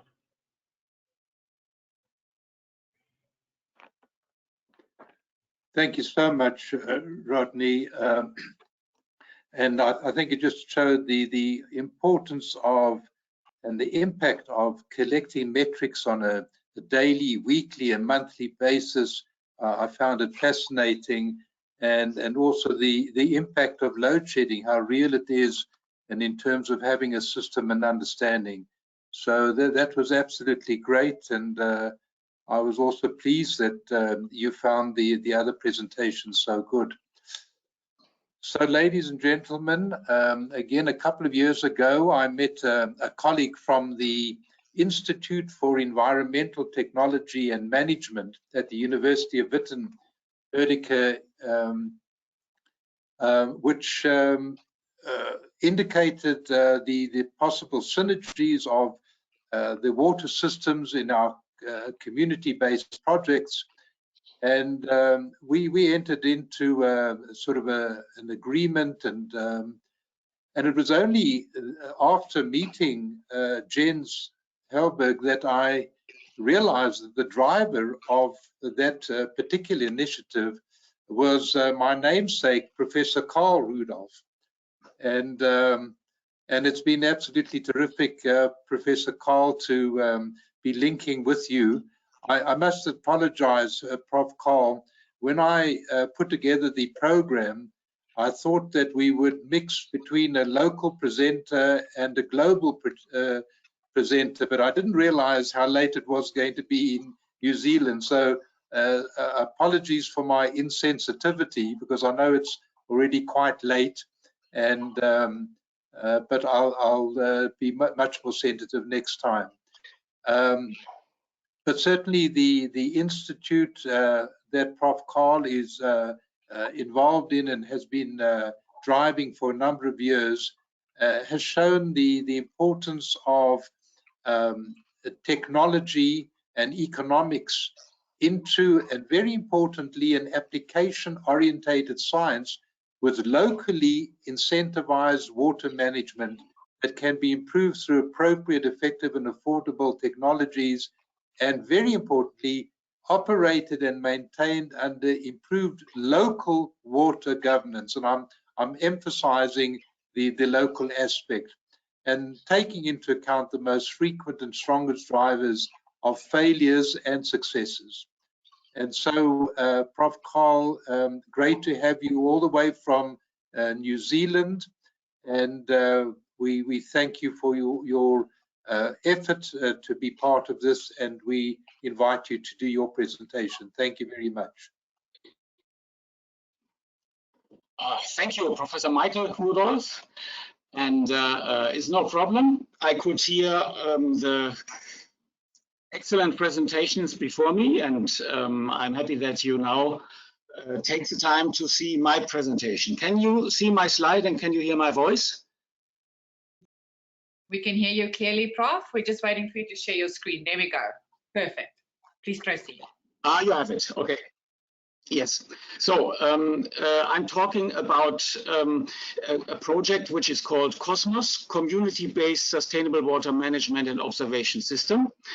And it's a so-called initial research and development project under the German Ministry of Education and Research, under a program which is called WASA, Water Security for Africa. And it's a bilateral initiative of our ministry and the DSI and Water Research Commission in South Africa. And we are waiting that both countries will decide to have a full project from this initial project. The initial project had been structured, discussed, and presented before the Department of Water and Sanitation. We have a long cooperation with this department, I think since 15 years, with the Water Research Commission, GIZ, and we have presented it before the African Water Community at the latest Visa conference. So there are a lot of ideas which are not from my institute, IAM, but also from Professor Michael. When we met, Michael, I took a lot of your ideas, which are now incorporated somehow in this COSMOS project. I would like to emphasize 3 important messages, which probably you know, but which were quite thrilling for the ones not sitting in South Africa every day, but reading the journals. The first 2 messages are from Water and Sanitation from August. The first was that the Department of Water and Sanitation had announced that they want to continue supporting the communities wherever it looks promising that they can overcome the challenges of making their plants and facilities work, but they want to remove the Water Service Authority from communities who fail and where there's no hope. And this smelled like enforcement. And as you all know, the legislative background and the general governance ideas in South Africa are quite good, but the execution and the enforcement of the standards on the local level is not perfect and has to be improved. The second message was that a lot of money, 898 billion rand, are needed for the latest National Water and Sanitation Plan. And this doesn't even include the cost for urbanization, extreme weather events. So somebody, I quote the author of this publication in Water and Sanitation, who said new finance approaches are inevitable with better cost recovery. So the first speaker, Professor Naidu, also came from that opinion that you need to have a new approach in finance. So, and the third was from a Water Research Commission funded project where the author said everybody is in when we try to organize water projects or water activities, but where are the end users there? So often they are not involved in an important way. And our project, which is called COSMOS, builds on the local water management and on the idea that you have to incentivize the local players and especially include the ones who drive things forward. So COSMOS, we have 2 target regions in the moment. It's the Kaap River and the Letaba River Basin. The Kaap River Basin has good data. They have probably in South Africa some of the best water management service institutions, as Department of Water said. Letaba is more in need, but we wanted to have one a target region where we develop pilot projects and the others to verify. And in the middle, you see the approach and work packages. So we have the intention to have 5 work packages. On top, you see the water planning, all this integrated water resources management and the general ideas about water planning interlinked with energy and food production and things like this. The work package 1 will have geodata management and modeling. And on the bottom, you see work package 2. This is the one where I'm especially responsible. It's the water infrastructure, where water reuse with pilot solutions shall be tested. And without the fundament, without really executing the ideas and having a design and the construction, installations and operations and maintenance, the latter is probably the bottleneck of success, it won't work. So, and between planning and water infrastructure, you have on the left water ecology, which is something you always have to bear in mind as a discipline. And under this work package, near to nature solutions shall be developed. And on the right, we have the water society, socio-economic development, local participation, communication, everything which is inevitable, a precondition for success. And in the middle, you see the work package 5, which is the package for observation, monitoring, community-based monitoring with a so-called data warehouse, where we want to bundle all the data which come from the local management. So how does the wastewater treatment plant work? Is it there or is it not existing? And which will be handled in the planning. These 5 work packages are what makes the Cosmos project. And I quickly go through the work packages. Work package 1 was the water planning, is the overarching work package, systematic regional water management system. And it will contain a lot of maps. Cosmos is not the first project the team is executing in South Africa. We had IWM in the Oliphant River. We had integrated water governance systems and things like this. So we have already, or my colleagues have already elaborated a lot of maps which are already in which you can find in the internet and which Department of Water and Sanitation and the local water management boards are using. So we will need more maps, especially we must have more data from the local water facilities. And in total, the idea is that you need a bundle of 164 maps with geodata to accomplish and update the previous baseline studies. We need to detail the information, localize the data, and build a geodata information documentary, which makes clear that the local water management is embedded in the regional planning. And finally, the idea is to test and hand over all this software to the users. So work package 2 is the water infrastructure, which I mentioned.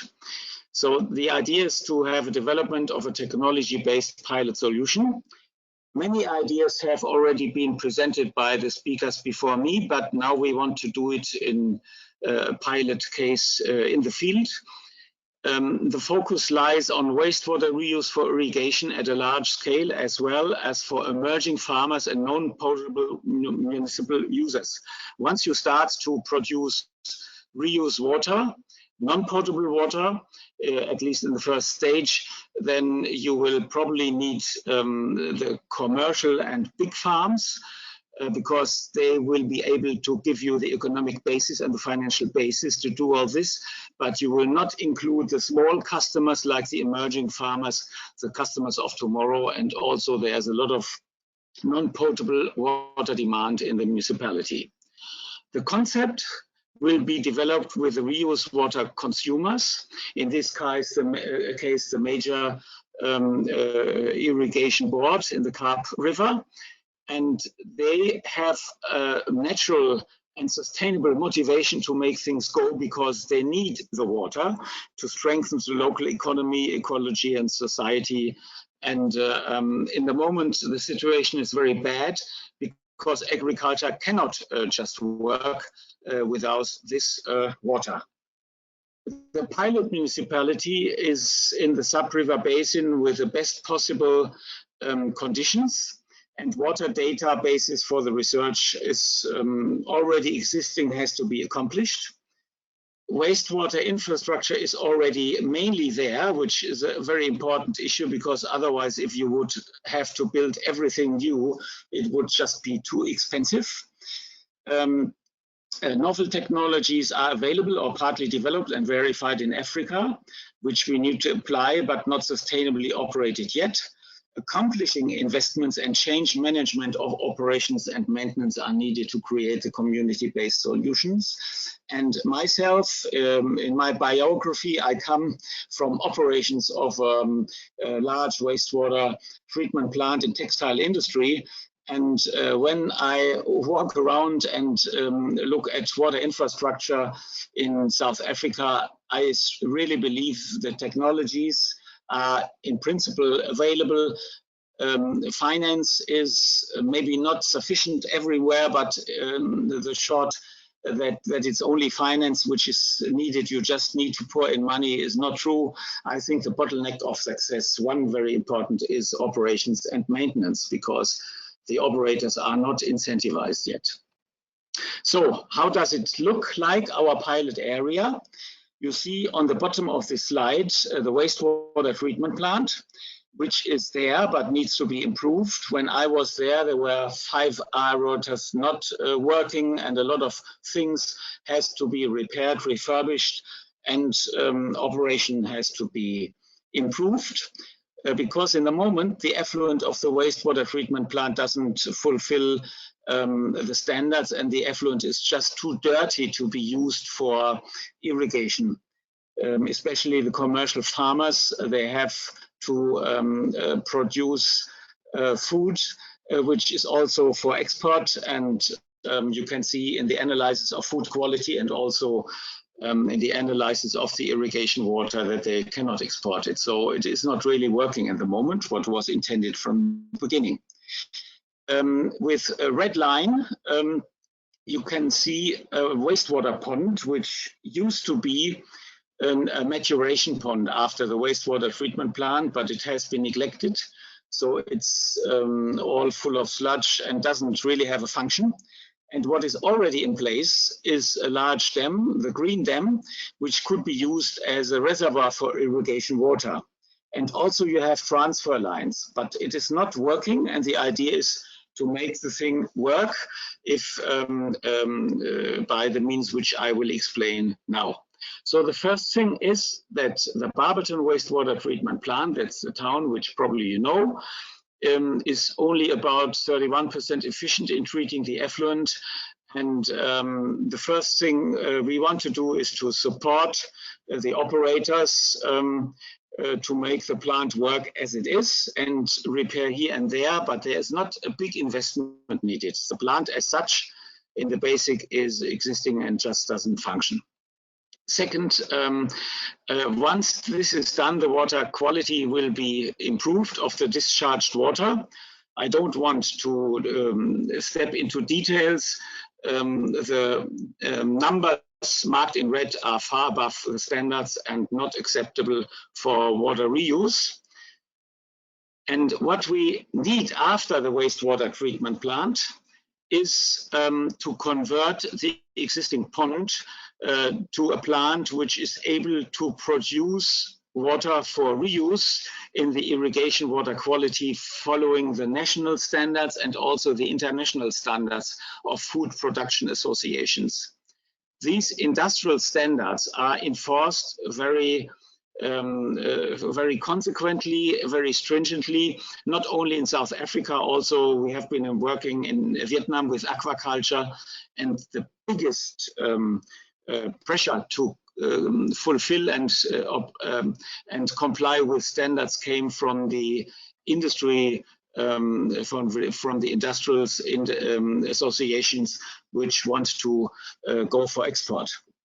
So the pond shall be desludged, reshaped, equipped with installations, and we have some ideas how the old pond with lean tech is not too expensive and complicated technology can be converted. just to show you how the pond looks like.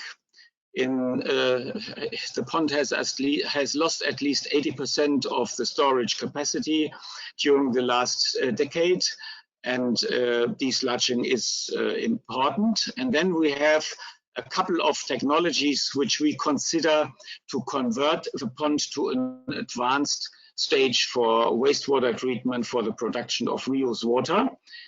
Here you can see a pond which we have converted under another project with textile walls to have a hydraulic optimization.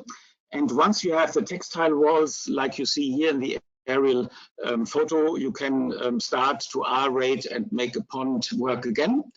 And very important, and probably one of the ideas which we favorite right now, is the so-called continuous water sequencing batch reactor, CWSBR. You can see one in Germany, a small former pond which had been converted to an activated sludge plant. The textile walls, you see the blue line on the surface, they are floating. And instead of pumping the water up in a batch reactor and change the water levels, which needs, of course, pumping power and needs a concrete tank, you can have these textile walls and they move so that you have the textile walls more outside or more inside, and then you can switch from big volume to small volume, which is the basic idea of the sequencing batch reactor. I don't want to go to details. The ones who work with wastewater will understand. Then we have another technology which might be combined, which is post-polishing by biopercolation filters. We have tested this in Africa the first time in Namibia North. And the good thing is it doesn't need maintenance. You just need some rocks and biology will do its work like in a trickling filter. And then what was already mentioned is the azola, or that you have ponds where you harvest nutrients in form of, in this case, hyacinth. This is a plant in Thailand. And I can just confirm what Mr. Hui had said, that this is a brilliant idea if the conditions are so that you don't have toxic shocks or things like this, which might kill the plants, or salt content is an issue what you must have a look at. On the right side, you see a high-rate algae system. It's from South Africa, years ago in Bloemfontein. And also this is a technology which you can use to convert ponds. And there are many plants in South Africa where you have conventional wastewater treatment plants and ponds afterwards, or ponds which have been abandoned. And you can use this combination, I think, in many places to convert those systems and produce reuse water instead of discharging effluent in a quality which probably very often doesn't meet the standards according to the green and blue drop reports in South Africa. So this was work package 2, the water infrastructure. Shortly, I mentioned work package 3, the water ecosystems with focus on diffuse pollution. The intention is to improve and the status and function of aquatic ecosystems. So we have a look at the river in the region of Barberton. And if you stop to discharge dirty wastewater into the river, of course, the quality will be better than before. Yeah, the utilization of drones for water observation is an issue which we have tested in the Kruger Park already, especially in areas where you cannot easily enter the river because you have crocodiles, like in the Barberton area, or because it's just too hard to put a boat on the river. The drones can sample and it has worked quite well. So you need a bigger drone. It's not the cheap one which you can buy in any shop, but it can help a lot. So modeling shall be done, reduction of diffuse inputs to the water bodies shall be discussed, A very important thing in this part of the Cart River is the longitudinal connectivity of water bodies so that the fish can move upstream and downstream, and the retention of the water in the area should be improved through naturation and biotope networks to deal with weather events, even extreme weather events. It is very important to that you have a retention capacity in the river to reduce flooding. Improvement of the self-cleaning ability of the water body is something which can be done, and the development of aquatic ecosystems which can respond to climate change effects like droughts or flash floods. So our work package 4 is the water society to ensure local and public participation. And here we are very happy that we are in cooperation with the Institute of Professor Michael Rudolph, and he and George Sibani, who is one of the very few sociologists in I think in the whole African continent who is acquainted with water. First, we didn't have that idea that a water society is so important, because we come more from the technical and financial side, or at least myself.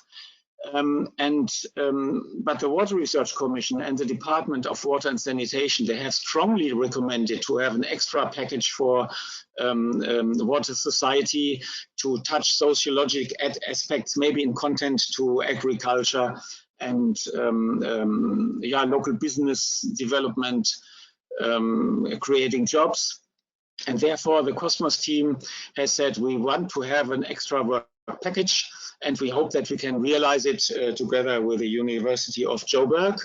In the last or second but last week, there have been negotiations between the German ministry and the South African ministry, and I hope that some funds have been localized to finance the South African partner under this bilateral research program.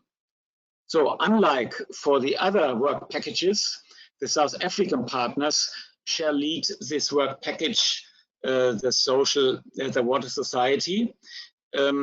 We will have a German sociologist to go along with them, but sociology is something which is really embedded in the local society as it is, and it wouldn't make sense to import an expert for water society who doesn't know about these details. The South African partners selected will self-contribute, synergizing with ongoing research projects and joint applications, like we do. We have a lot of other projects running and technologies which we have from other projects. This is important because otherwise the funds are not sufficient to run a project and do everything you have to do within that project. So the work package 4 shall carry out communication, reconciliation, negotiations, and work with the concepts and solutions to make sure that the technologies, the governance approaches and everything is in line with the social objectives and conditions we have to, which we have to follow. Training and education measures is another thing which is very important for work package 4. So I come to the last work package 5, the one which was in the center of my slide before, because water observation and monitoring will use all the data from the local level, like water infrastructure, from the regional level, like from water planning, ecologic data, and very important socioeconomic data. And they will compile them in something what we call a data warehouse as a central work package. And the data warehouse shall be structured in a way that local stakeholders can have access. So it's not kind of a data bank where only the experts can work with. And it shall include the relevant data, resilient data, reliable, it shall be usable, and especially open for the local level. So the data warehouse manages data from digital surveys, from the drone flights, sensors, mappings provided by all the work packages under Cosmos, while following open standards to warrant maximum interoperability with stakeholders in every event.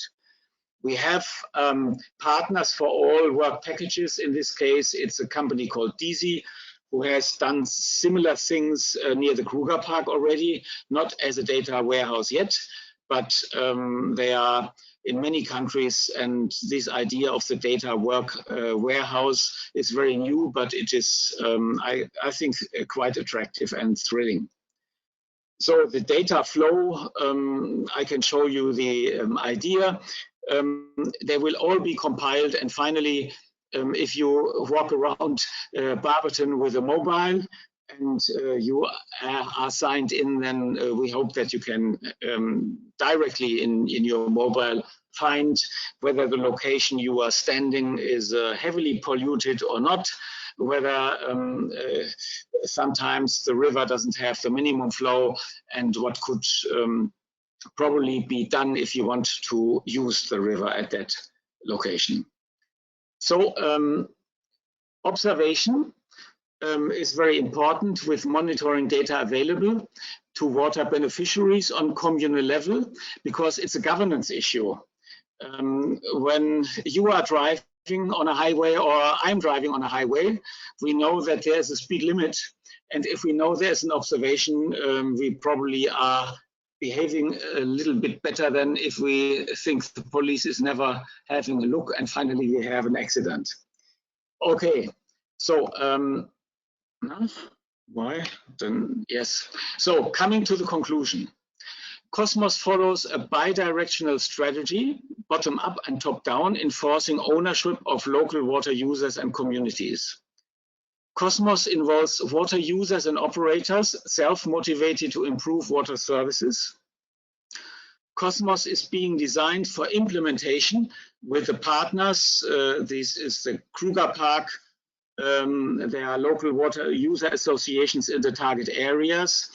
And Cosmos is advised by the Department of Water Sanitation, Water Research Commission, GIZ, water industry, and the small and medium-sized enterprises, which are partners. Velo Pumping, a manufacturing who has bought a couple of water service providers in the last years.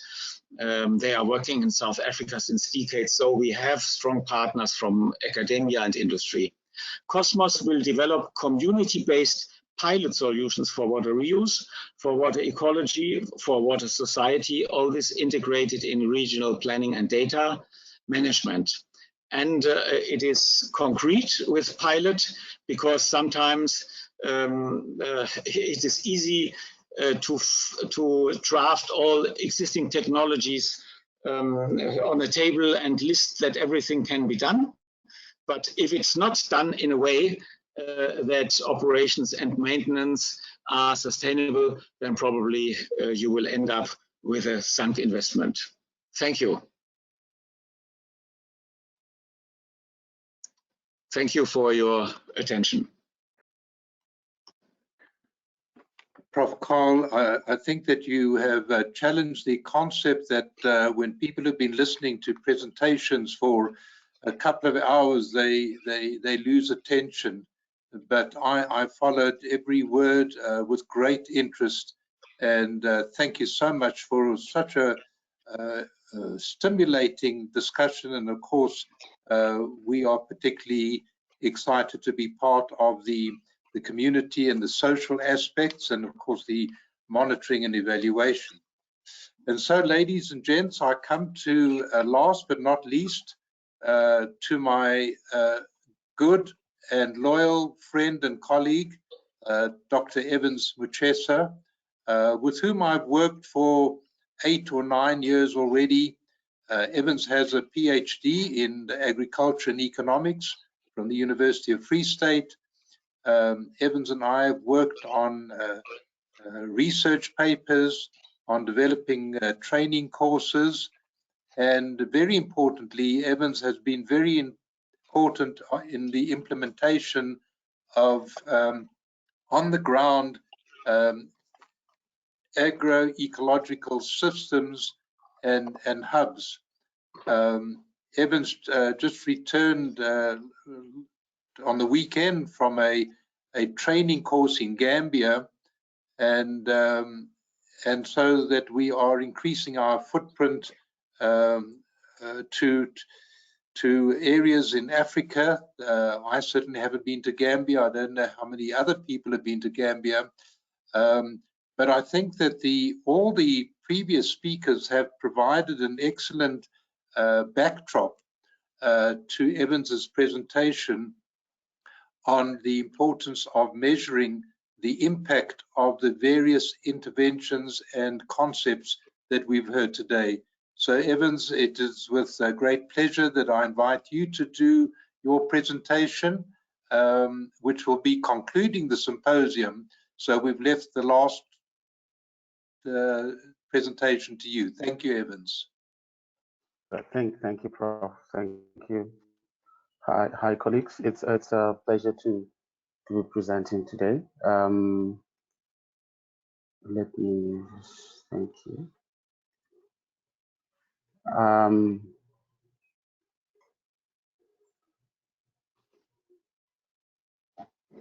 Do you see my screen? Yes, just put it in the slideshow view, please. Thank you. Thank you. Please proceed. Oh, yes, thank you. So thank you, Nick. Thank you, Prof, for the introduction. Today, my presentation is looking at measuring social and economic and environmental impact of the water, energy, food nexus. As Prof. Rudolph has indicated, we've been working in the space of food security and the water energy nexus for a time now, and we have learned a lot of lessons in our journey. And we realized that measuring of impact, or actually recording and knowledge and documenting is an important aspect of the water and food nexus. So the rationale for the approach, or the nexus approach, is to better understand the complex and dynamic relationships between water, energy, and food. So it's critical for us to understand the intricate nature of the relationships which exist, and for us to actually use and manage our limited resource. So we realize resource utilization is actually a critical component when we're looking at the nexus approach. And I think almost all of the speakers today have actually alluded to the fact that it's important for us to actually look at that and understand those intricate. Prof. Carl right now explained the concept of water, and we actually have realized that these cannot be dealt with in silo. There's needs of consolidation or a systemic view of all the elements. It also forces us to think the impact of decision making. So a lot of decision making has been done. We at the Center of Ecological Intelligence, we subscribe to agroecology, conservation, agriculture, and we realize that it's a multi-sectoral approach, looking at and multidisciplinary approach, looking at different disciplines needs to be considered when we're looking at addressing the nexus. So decision making, optimizing good decisions, and actually weighing out options is critical, so that at least we can actually manage to make the more optimum decisions when we're deciding, or when we looking into the future. So the other factor for the rationale also looking at is anticipating potential trade-offs and synergies. So it's actually important that we anticipate this, and impact evaluation is critical in actually establishing these trade-offs and synergies. This will help in design and apprehend and prioritize response action that are viable across different sectors. So you see these 3 points actually feed into each other, resource management, impact decision, establishing trade-offs and points of collaboration and synergy. So it's they are actually critical when we're looking at establishing impact in the nexus. So the importance of measuring, I think some of these are quite self-explanatory, but they're important to mention. It's always important to measure impact, and impact measurement, as we all know, has 2 attributes: the qualitative side and the quantitative assessments.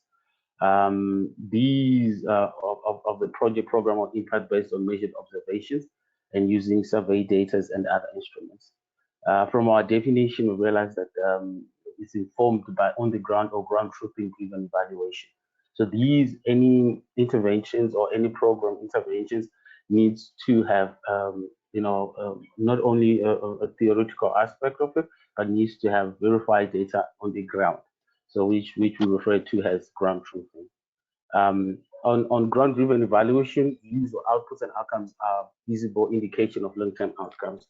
So the short or the outputs or the outcomes in the short term actually have to indicate the visible or the required or the intended outcomes in the long run as well. So such that the selected indicators based on a good theory of change can be used to reasonably estimate the impact of the interventions of the program activities.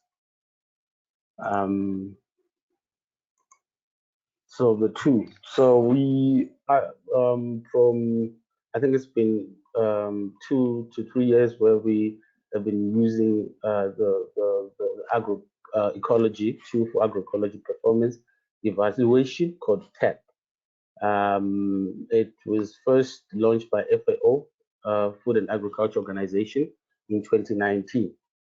TAPE is one of, from our experience, we realized it's one of the most comprehensive evaluation tool which captures information from the ground up, and it's a participatory diagnostic and framework.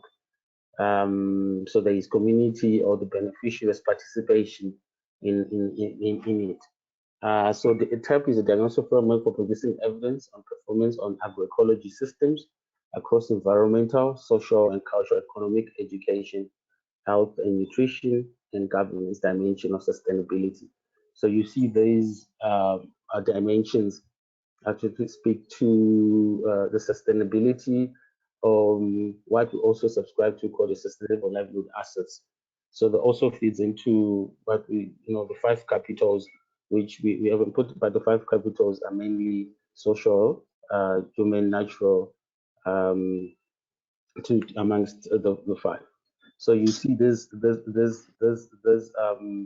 environmental also feeds into the same FAO sustainability dimension or metrics. So one of the projects we have used for TAP, or we actually have, and we're going to be using it also on our NRF NWO project. We'll also be using this approach and actually documenting and gathering more information. So the stepwise approach is also an evaluation framework which with principles or guidelines from deriving, quantifying, and integrating context-specific indicators. So we look at this and it's, as I say, it's a wholesome. Ich hatte eben IEM angerufen, aber das Handy lag da. Vielleicht war Frau Karles nicht am Platz gerade. Ich habe mich jetzt aus der Konferenz kurz mal, ich muss da mit einem Ohr immer hören, ob jetzt die Diskussion losgeht. Gibt es irgendwas Neues? Ich habe gesehen, die Silvi. Hello, sorry. Sorry, please proceed. Okay, thank you so far. So as we say, context-specific indicators are important actually establish ground-specific realities or matrices which you can measure, because there are no two places or two regions alike. So we always have to have specific context indicators. This is done through a multidisciplinary participatory approach or process involving local actors and a participatory research approach. So the concept of ground truthing involves specific context specific information, and there's a number of technologies which can be used. One, I can refer to Prof. Carl's the Cosmos approach, where in his explanation explained the use of technology in actually getting information. So this is the brief stepwise approach. I'm not going to go in detail, but I'll give you an overview, which starts from step 0 to actually step 3. Step 0 is like a profiling step, description of system context, getting information, existing policies, whatever, establishing the status quo, and profiling of the actual beneficiaries on the ground, type of households and agricultural agroecological zones, and actually the environment also. The step 1 you see is the characterization using the agricultural transition, which is called SAIEE. So it also, we get that information on a farm level, household level, and relating to the 10 elements of agroecology, with which have a descriptive scales and self-assessment done by the beneficiaries or the farmers or the agropreneurs. You see there's a side step 1A, which is a transition topology. This is when we start grouping, profiling, classifying also those descriptives with the farmers. So it's almost like a more detailed steps where we are capturing information through focus group discussions and other rural appraisals or systems where we're actually getting deeper and getting more information in that household. Then there's the criteria of performance, where we start measuring progress, quantifying social, economic, and environmental impacts. And then in this stage, it's critical to consider costs and constraints, involving this, because this is intense process, the step 2. Then the third step 3 is the analysis and participatory interpretation. So now we're looking at reviewing results and putting it into context, and actually the performance and analyzing contribution to the sustainable development goals. So you see that we have on top, we spoke about the ground truthing approach, which is data that is known to be real and true, and provided by direct observation and measurements and actual nature of the problem rather than by inference. So this is ground truthing use the data from ground truthing is mostly quantitative, and it's collected by a number of ways. And one of I think cause the Cosmos presented by Prof. Carl feeds or directly can be classified as one of ground truthing approach. Then we also have meta stories. These meta stories are socially and project relevant stories, which with themes on the areas of excellence, which is supported by the empirical data provided through the ground truthing. So the meta stories, these are stories of excellence, but the statistics of the quantitative information or data provided by the ground truthing also has to tally or directly be in sync with the meta stories. So the data collection for meta stories as I explained, is done via focus group discussions and collecting with in-depth qualitative data. Yeah, so this is one of the examples, and we'll be running this what we say P2 part. These are the framework. You see the water, energy, food, health nexus. So from our submissions to NRF and NWO, which is Netherlands research body, NWO, we proposed this flow where information is gathered by Internet of Things or sensors, and then it's geotech, or this is the data acquisition protocol. Then it's put it as another level, which is the second level, which is the number of apps or cloud data advisory system, and then the use by different stakeholders can be, informed policy or interventions across industry, government, and communities and municipalities. So this is the use of part of it. So that's the general run. I think it has it has some similarities from Prof. Rudo's Cosmos approach. Yes, so this is the detail of stage 1, which is the deployment of sensors and public data sources. It speaks to the graph, which I've just, to the figure, which I've just shown now, and this comprises the Internet of Things, sensors deployed in communities, food gardens representing multi-telemetry elements. So points to measure water quality, contamination level, several drinking water sources, soil pH, soil moisture. Therefore, an important aspect of this stage is to find all the data that will be necessary IoT sensors when required to augment the available data and also improve, either to improve and enrich the information. Stage 2, this represent data acquisition from the sensors, wireless also. The connectivity from different sensors based on P2P, people to people or P2P, which is what a participatory approach, and then infrastructure networks, which is more technical side of it. So these data sensors or group can be collected by mobile devices or gateways in the vicinity or transferred to a centralized system. And mobile devices can share the data so that information can be held in multiple devices in neighborhoods or communities. So this stage includes data storage units where in the geotech sensor data can be acquired and processed and is available openly for further analysis and use.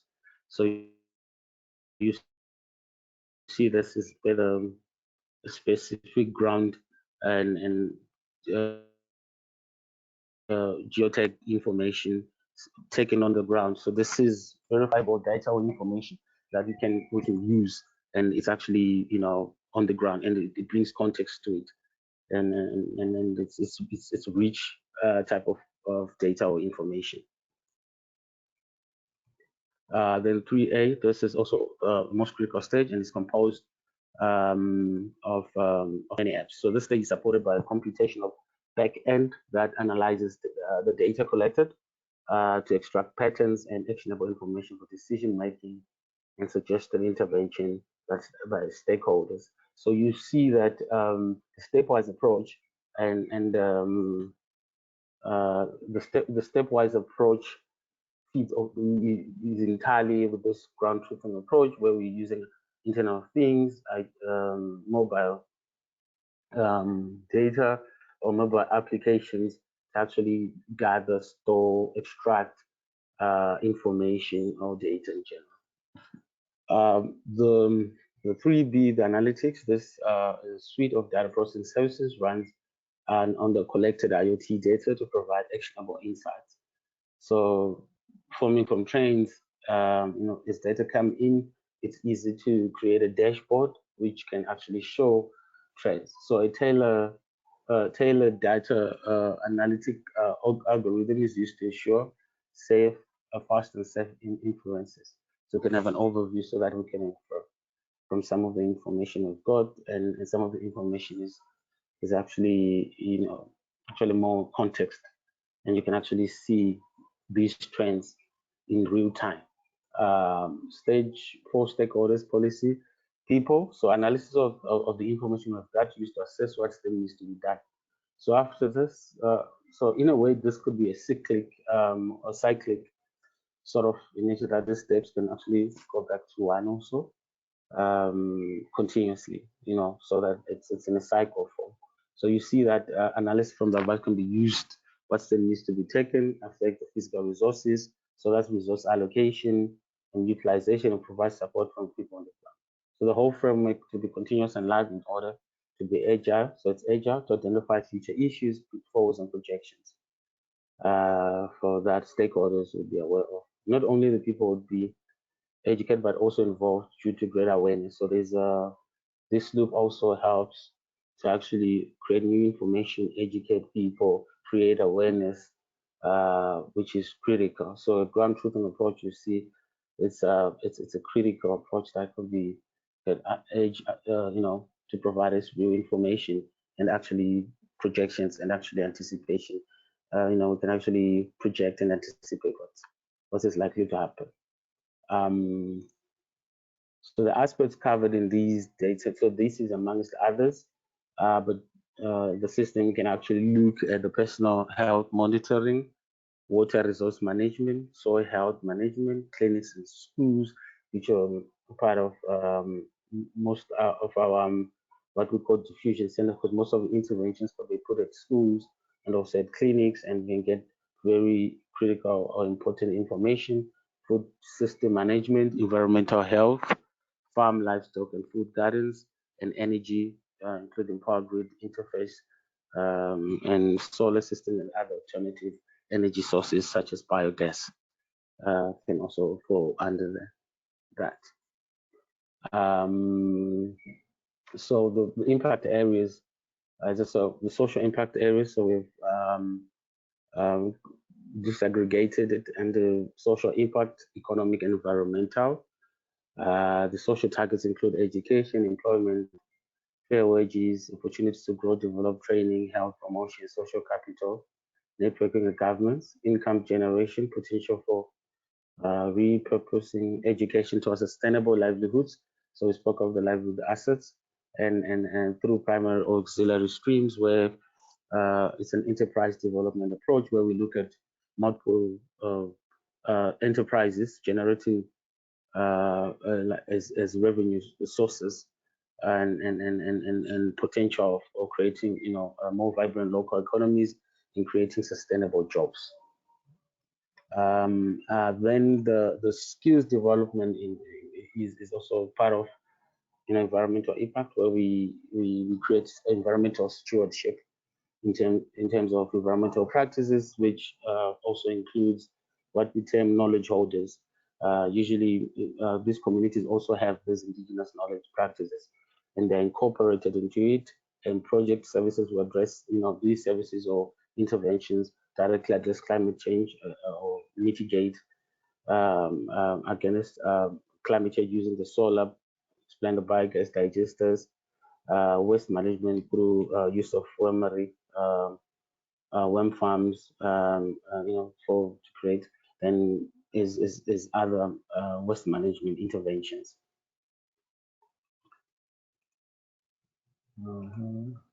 So in conclusion, and the methodology we have presented, or we just presented now, will be used for the NRF NW P2 Health. The P2 Health, it's the project title is called The Impact of Agroecology and Water, Energy, Food Nexus using the People to Health Monitoring and Advice Framework, which also I've given to you. There is, we realize, and I mean, more and more, there's a growing emphasis on showing project program impact. So we actually, it has become mandatory to show the importance of the impact of the project itself.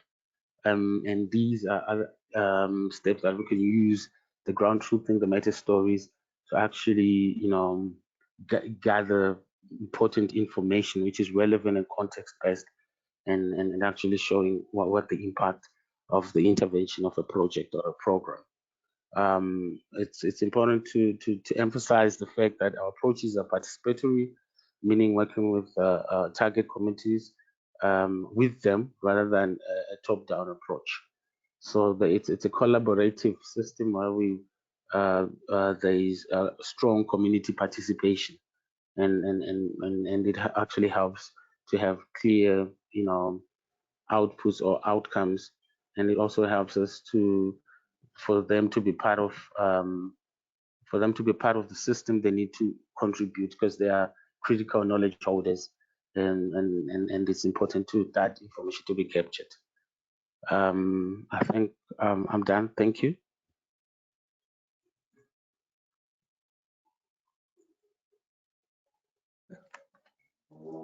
Sorry, I mean, Evans, thank you so much. I think that not that it was intentional, but I think that the way you have sort of presented the measuring tool has sort of captured a lot of the ideas that need to be measured, a lot of the fantastic ideas and interventions and concepts. So thank you very much, Evans, for sharing that. Ladies and gentlemen, we do have a few questions, and happily we do have some time to address those questions. I'm just struggling. I lost my particular section on the questions. I'm going to just ask Mings to assist with that. But Evans, would you also just come back? Nanamdi, I'm not sure if you are still there. I know Gorish had to leave earlier. Who are you with us? Yes, I'm here. Okay, right. Thank you. Who else is there? And Nanamdi? And Dr. Musheka. I'm here, Mark. I'm here. Okay, yes, now I can see you, Rod. Okay, so Mings, could we just start with the first question, please, and we'll assess which of the panel members will answer. Great. Our first question is from Dr. George Sabani. He's saying, Prof. Navulu defined the food, energy, and water nexus as concept as defined by Biggs et al. Yet Simpson and Jewish define it as a framework. Is there a difference between concept, which is theory, philosophy, and paradigm, and framework, which is model using mental cage or using engineering structural analysis? Or is the difference a matter of academic emphasis?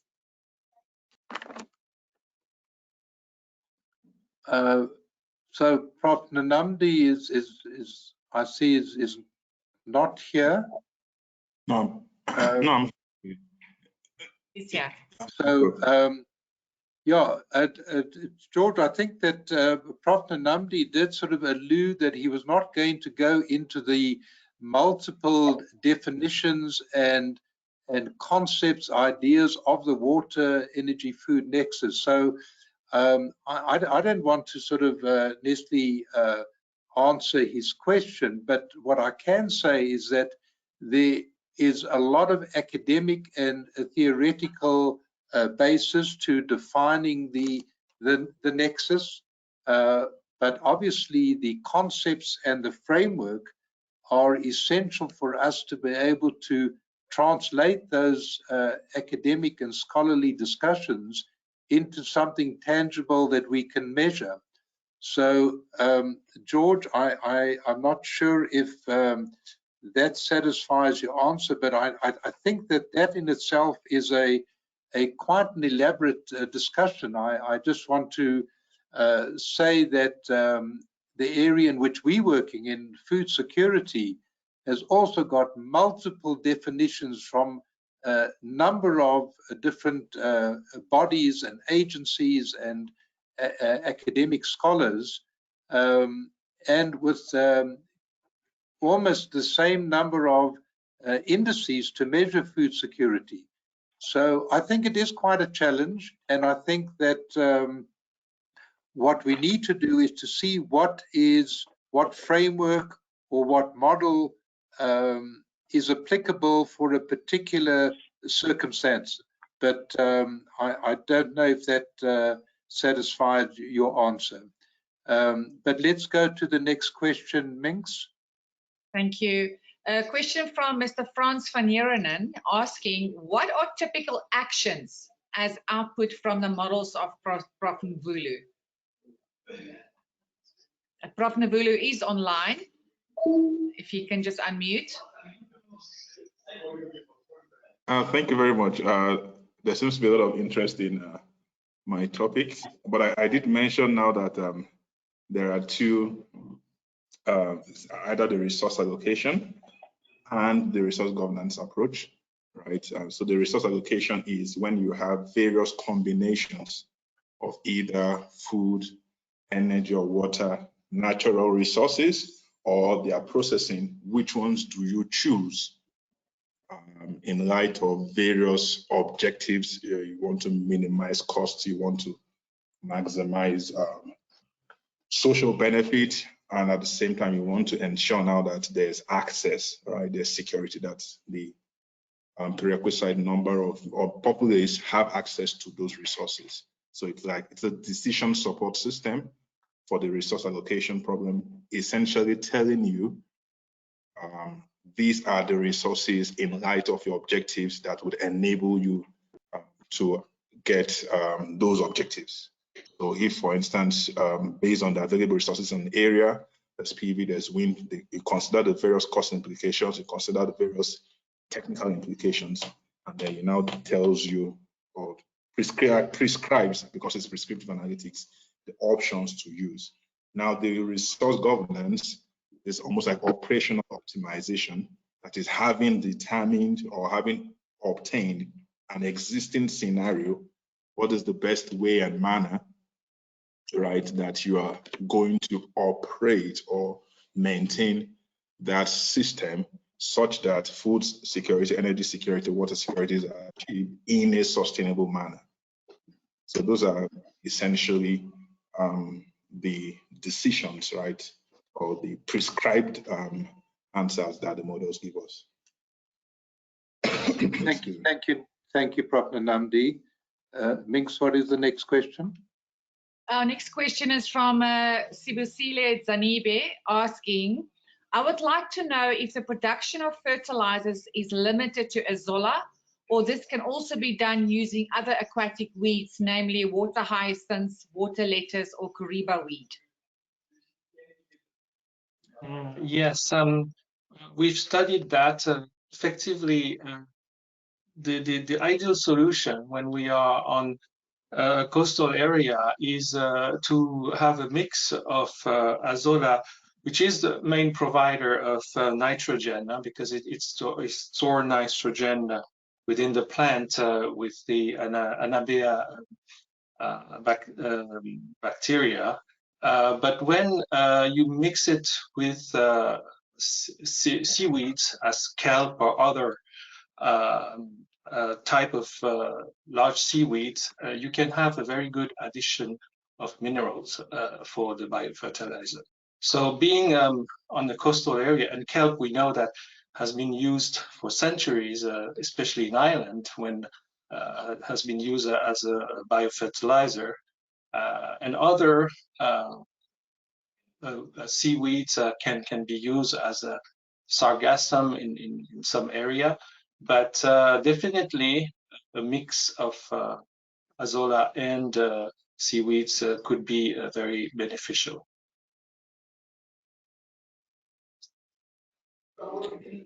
Thank you, Hugh. A next question for Mr. Tondat is, are there any of these NERIT water systems in South Africa in operation yet or inbound? It's very exciting to see. It's a question from Mr. Hannes van Heerden. Yes, so actually I haven't mentioned in the presentation, but we had indeed funding from the Swiss government, part of what they call the REPIC program, to set up a pilot in South Africa. And that was like 3 years ago, but due to the COVID, everything was really blocked at that time, and we couldn't really move on. So we decided with the agreement of the Swiss government to run some tests and testing in the south of France. That's what we are doing now. So the system is installed in the south of France, and we're working with the Mediterranean seawater. And also the culture of Azolla has been started in Brazil, and we will move some production in the south of France to put all the concept all together. So there is a preparation for all these the pilot, but it's already working, is already in a small scale, but pilot scale, but it's in the south of France. And the next step, of course, would be to move the equipment or to transfer some technology and equipment to South Africa. Thank you, Mr. Tondat. We've got a next question for Mr. Glatt from Frans van Heerenen. Why is the good green envelope so low on some reservoirs in your presentation? This means being near empty all the time, he's asking. So, could you repeat the question? I didn't about the green envelope. What was the detail there? He says, why is the good green envelope so low on some reservoirs in your presentation? Does this mean that they're being nearly empty all the time? Yes, the green envelope is not the ideal, it's the practical. That's what the reservoirs had been running at on a learning curve on over time. So that tells the operator that you're doing well or poorly in accordance with your history, not necessarily as you should be or as you're trying to synergize with all the other reservoirs. So yes, where the reservoir has been almost empty, the green envelope's near the bottom. When the reservoir's been nearly full, then the green envelope's near the top. Thank you, Mr. Glatt. We've chosen to look at a practical envelope as opposed to the theoretical optimal envelope. The biggest constraint is, of course, the lack of water, and now with load shedding, sometimes lack of power. So it's no good trying to tell the reservoir to do something which is physically impossible because there's no water. But you can be as good as you can be. Thank you, Mr. Glatt. Our last question today is from Alumioa Amusen. He's asking that he would like Dr. Evans to briefly expatiate a little more on the system he describes with respect to energy and water nexus. Dr. Evans? Okay. Thank you, Mix. Yes, I think the approach we've used, and the first, the beginning of our presentations, I explained the rationale in terms of how and why we see a TEP and stepwise approach and ground truthing and meta stories. So meta stories are data collection, and the TEP in itself has 10 elements, and these elements look at how the elements encompass or include water, energy, and food as part of it. The agroecology in itself looks at food specifically, but also how it interrelates to humans, how it relates to nature, how it relates to, so there are the principles of agroecology in general. So the relationship with the approach is actually looking at these elements, how we can utilize them, or how we could measure using the TEP or the stepwise approach. So the stepwise approach is looking at the points, or it's looking at on the last of my presentation, I described what aspects are covered by the data collection, so which I've listed as personal health, water resources, soil health, farm energy, environment, which also fits onto the water energy nexus. So these approaches actually also the stepwise approach, the data information looks at this and measures them. So the approach in itself can be used in different scenarios, but in or sectors. So, but in these instances, we're looking at the targets or the areas we're looking at. It involves the water and energy, water, food, energy nexus, and the food part of it is mostly the agroecology, which also covers water utilization and resource utilization, which is water and food. They are also directly inclined and are also entrenched in the principles of agroecology. I don't know if I've explained it. I'm not sure if it's clear. Thank you very much. Okay, thank you. Minx, if I could just add to Dr. Evans's comment, and I think that the methodology is a combination of using the available technology as described not only in Evans's presentation, but with Prof. Wulu and others, is that the technology and the sensors available assist in actually collecting the detailed technical aspects of water, soil, etc. But that is combined with the real ground truthing and stories that is actually happening on the ground, and that is by observation and or focus groups and or sharing of stories, which is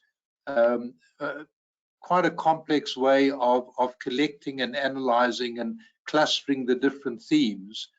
And so again, the question was quite broad, but I think it is a combination of using the highest level of technology on the one hand, but also working closely with the community, with community representatives, with people really on the ground. And I think it's that combination that will provide us with the information to be able to, with confidence, get the real, well, as close to the truth as possible in order to make appropriate decisions.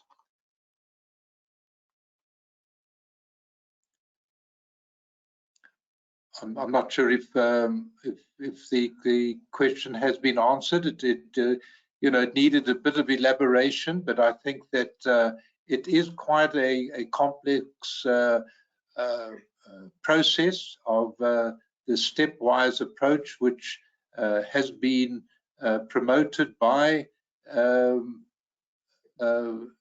substantial bodies, but has not been applied in the South African context. And we are going to be, we have started utilizing it in different areas, but we will be doing it in a more comprehensive manner as we go forward. Thank you.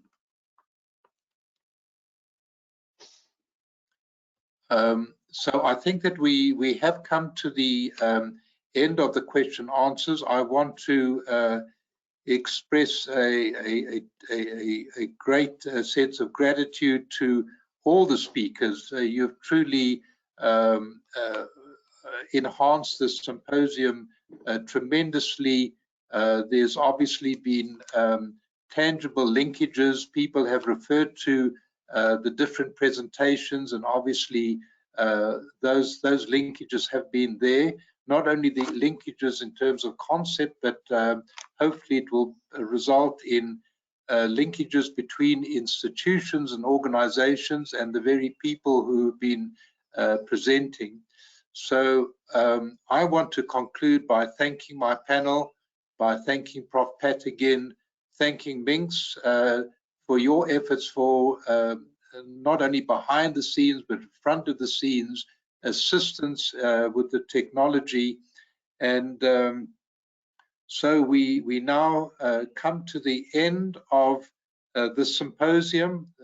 We've been planning it for quite a number of months, but we all are feeling very excited about the collective input over the last 3 days, which is going to provide us with wonderful information and ideas that can be implemented. We will need to build more capacity.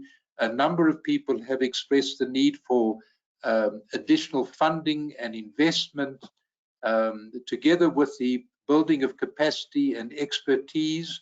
And I think that the symposium has clearly indicated that we in South Africa, together with our colleagues in Africa and in Europe and beyond Europe, certainly have got that expertise and experience.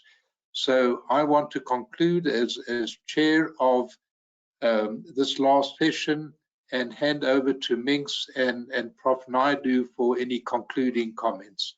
Thank you.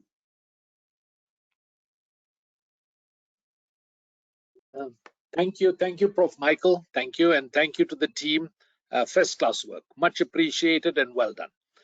Colleagues, we come to the end of the virtual symposium as promoted by the research group.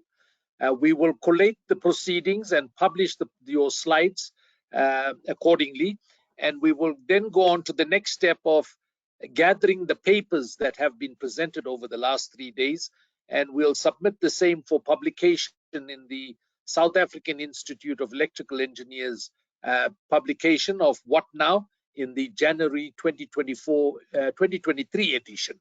So we will invite you to submit your work there, and then we'll go forward towards building what we term a full conference and exposition, possibly in the year 2024. We need some time to prepare for that. But again, we want to continue this journey in terms of water security, sanitation for all, dignity and sanitation for all, as driven by IR 4.0 further. And we've got 2 strong industry partners that have joined us. Centec, the state-owned telecommunications company, has come to the forefront. They have great aspiration to develop further their capacity and capability in the field of Internet of Things, machine learning, artificial intelligence, blockchain, the very stuff that we've spoken about. And also Umgeni Water, one of the major water utility boards in the area, that would like to come forward and develop further the models for implementation, both in the national sense and also in the municipal sector. And then our colleagues from SADC were very, very excited to go forward in terms of developing the Southern African water pool model. The SADC Directorate for Infrastructure Development is in communication with us and would take further that work as promoted. So colleagues, thank you very much. And may I also use this opportunity to say thank you to Minx, our boss, and the technical team in the background that have assisted to put together the program. From my side, thank you very much and have a good day.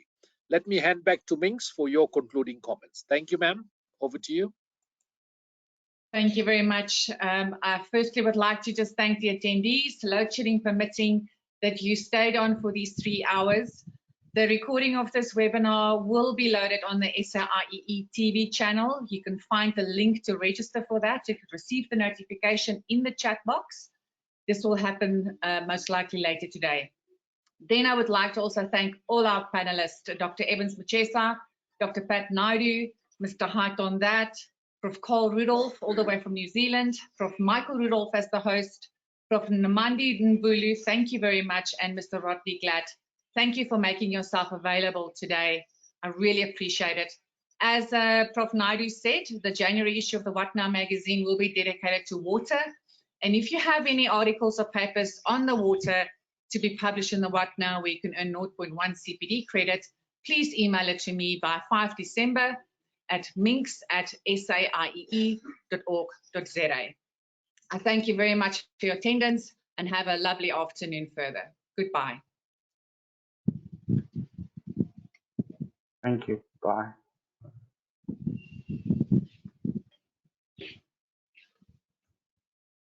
So, Tommy?